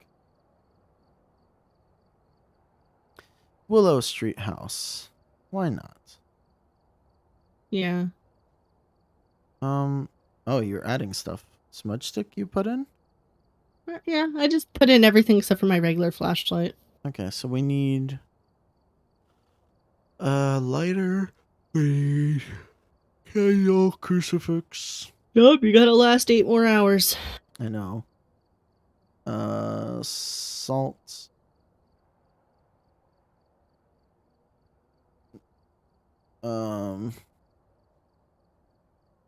Strong flashlight. I think, yeah, that's good. All right. Okay. Ready up.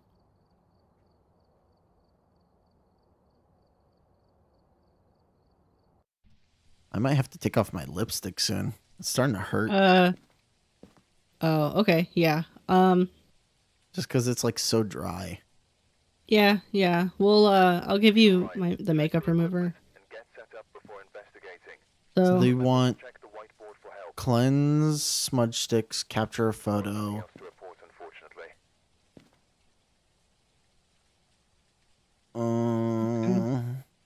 likes to be alone. Donald Miller. I know. All right. I feel it too. Like I don't know if I have the mental capacity to play a game like this right now. It's true. Do you want to just stop? No, we can do one more. But it's I don't know if I know. I know. I feel the same way. I'm like I'm kind of just like, I can't think. yeah. I'm now kind of drained too. All right. So I'm taking the video camera and DOTS. Okay.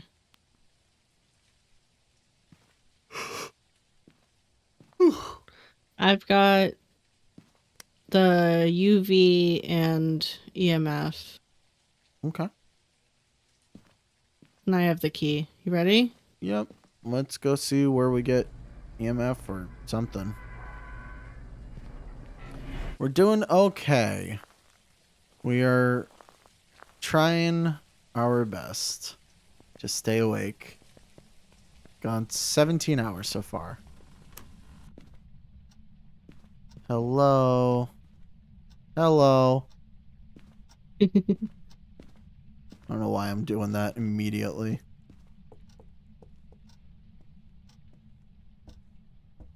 Man, that one time I got really lucky and immediately saw the ghost orbs. Oh, And I then- know. And then when we did That the ruined it for everything for you now. yeah. But then I was wrong in the end. Because the one that it told us it was had no ghost Oh, orbs. yeah. Yeah. And I was just like, are you kidding me? Because I saw them. Oh, And that's it a was- basement. It was just so annoying. Yeah.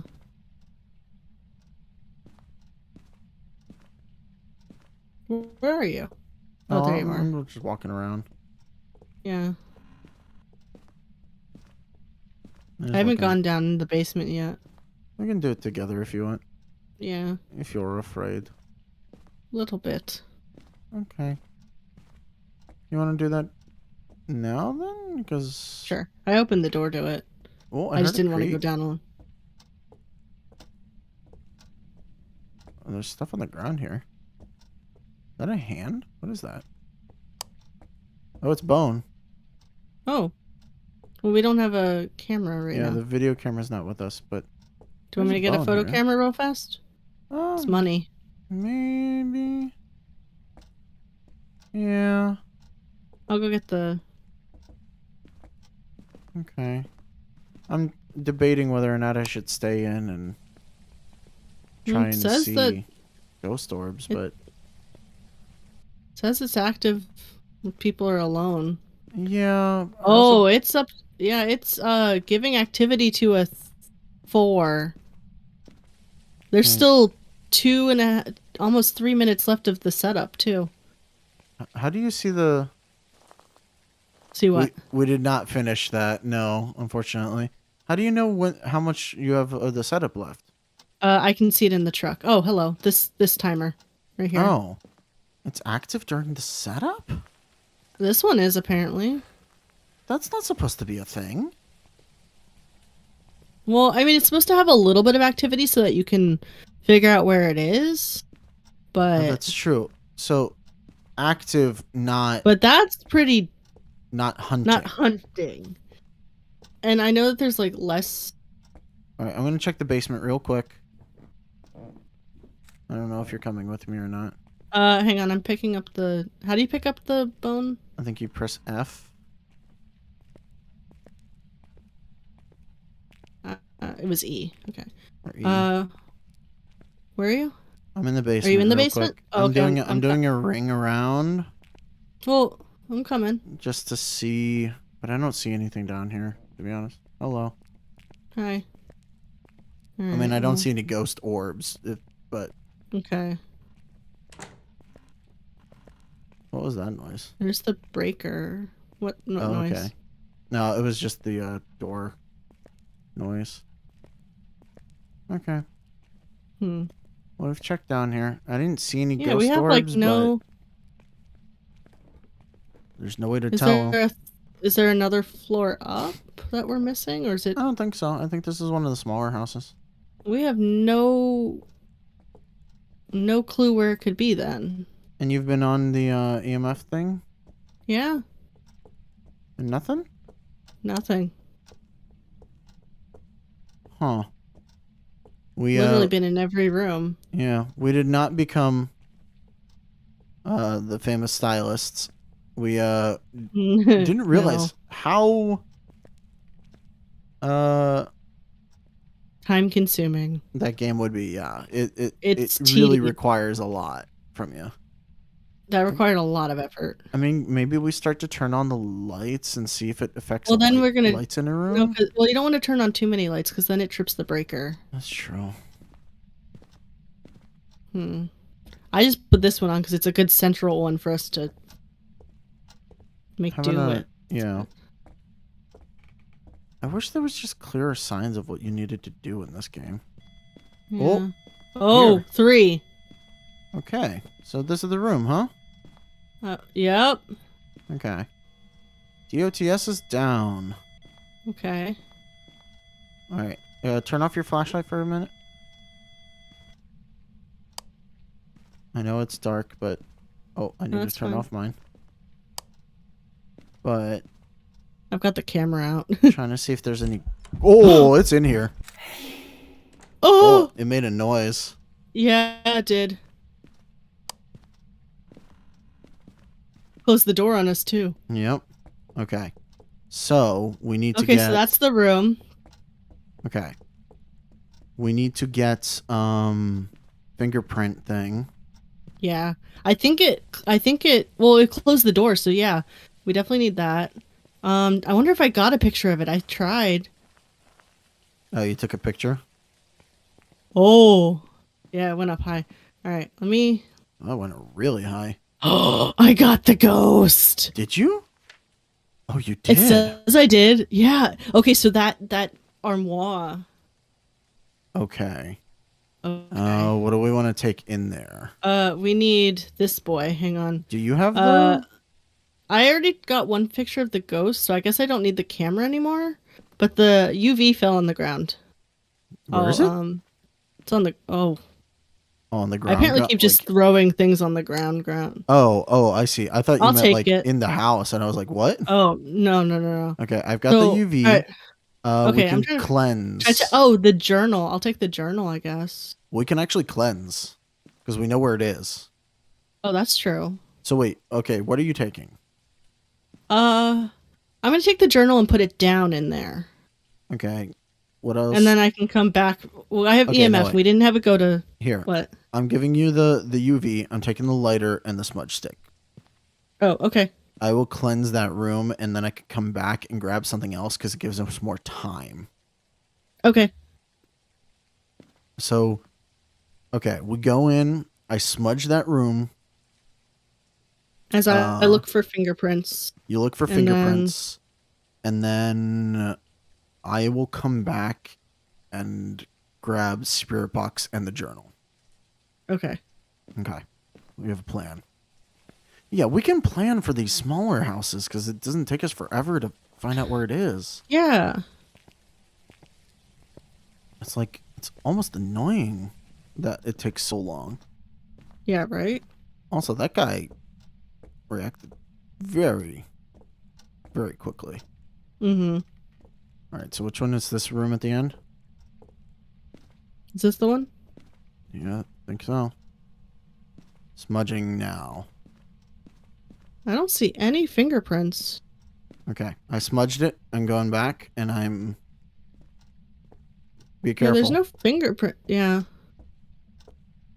'Cause I'm leaving you alone. I know. There's no fingerprints on anything, even though it closed the door. Yeah.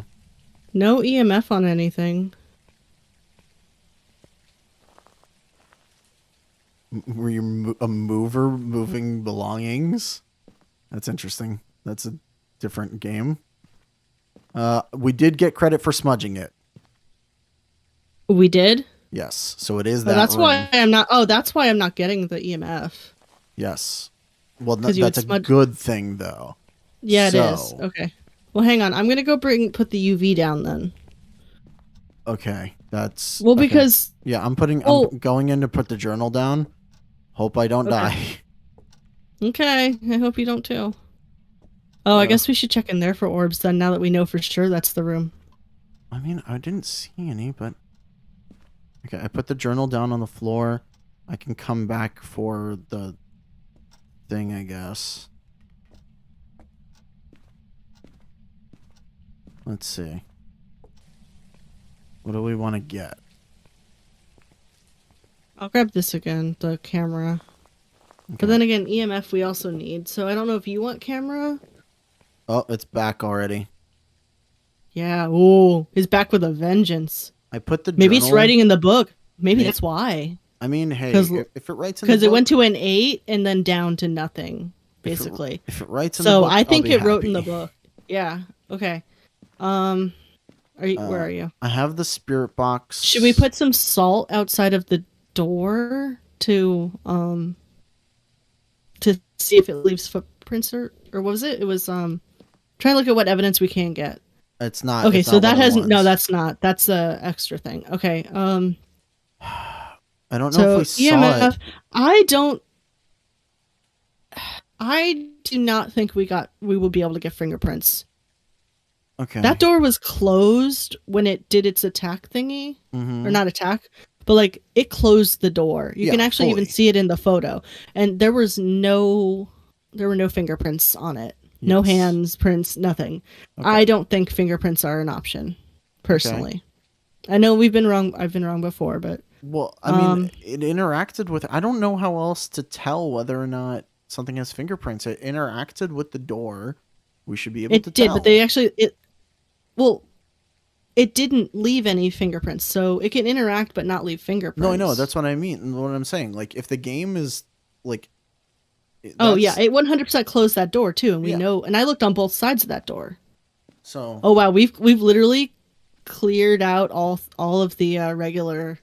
Yes. It's It's at a 10 Okay. right now. at a 10, and we're not even there. What the heck is going on? Like, is it just hunting? I guess so, but that's Maybe we wait. For a that's second? aggressive. It All is. right, it went back down hunting. to a 1, and it went back down to a 0. Maybe, okay, maybe somebody stays in the truck Oh, while we check this out, okay. so that we don't die. I will go. Are you sure?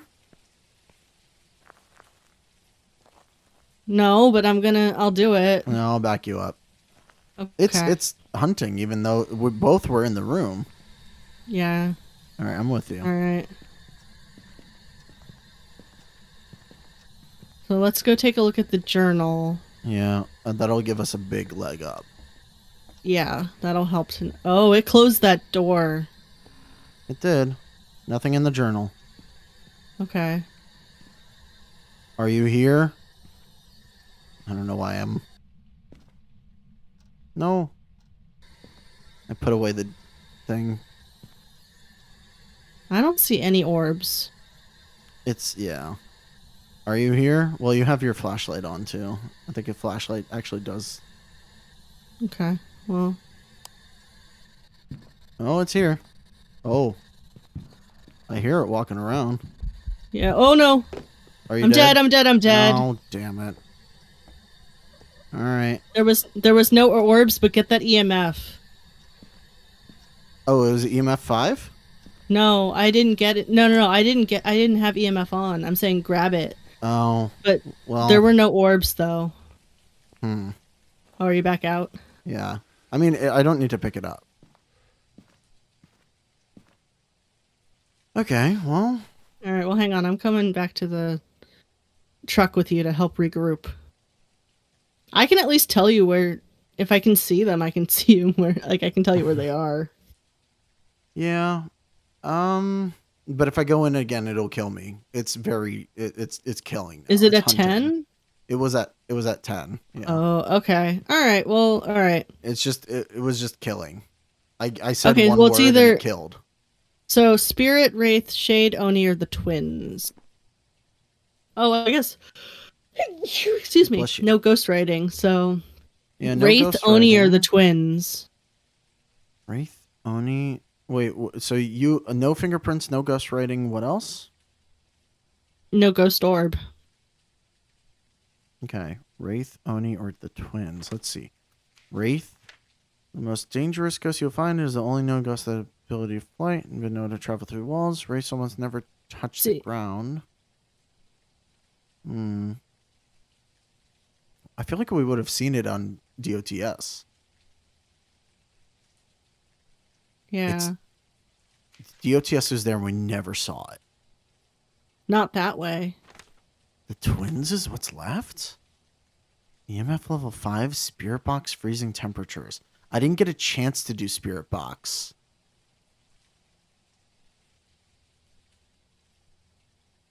Okay.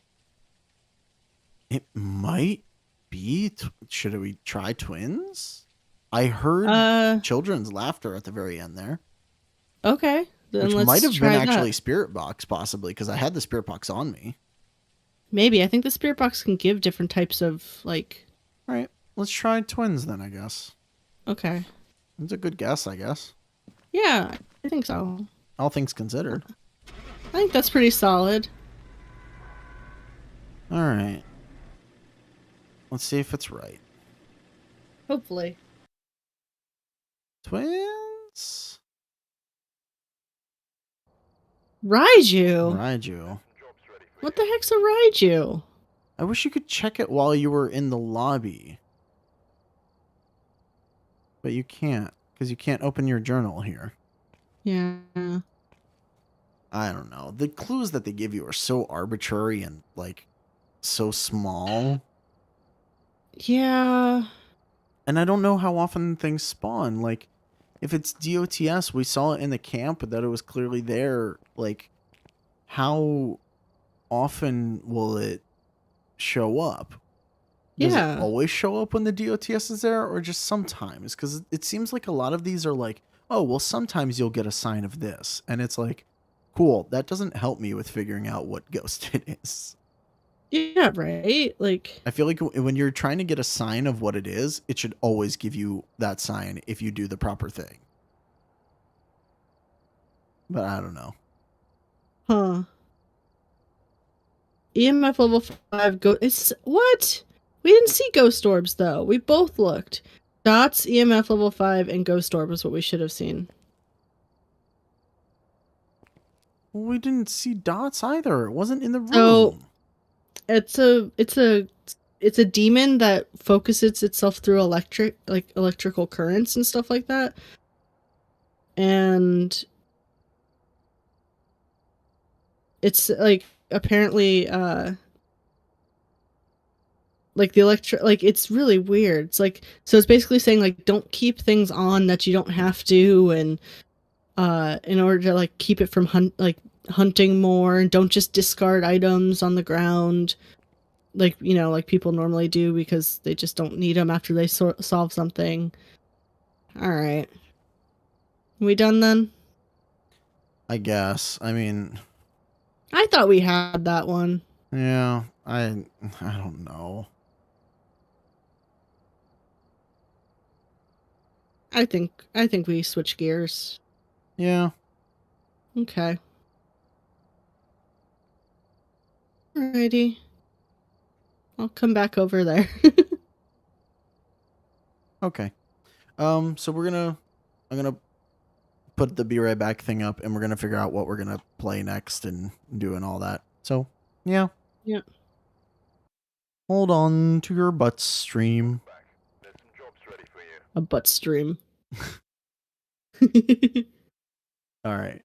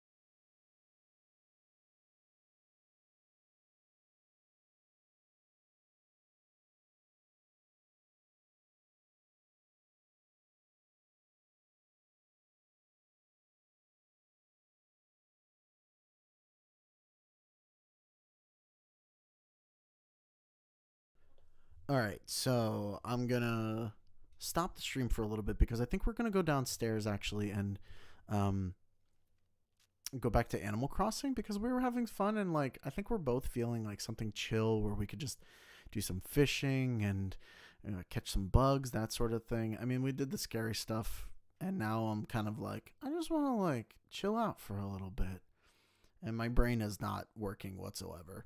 We were planning on doing Man of Medan, but honestly, I don't even know where my controller is for that, so that would also be a problem. So anyways, yeah, I will see you guys in just a little bit. We're going to need to move the microphones back downstairs for that, but yeah, I think chill is the way we need to go. Also, sorry for everybody. I needed to take the lipstick off of my lips because my lips started burning. And that did not feel great. All right. Yep. We'll see you guys downstairs in a little bit.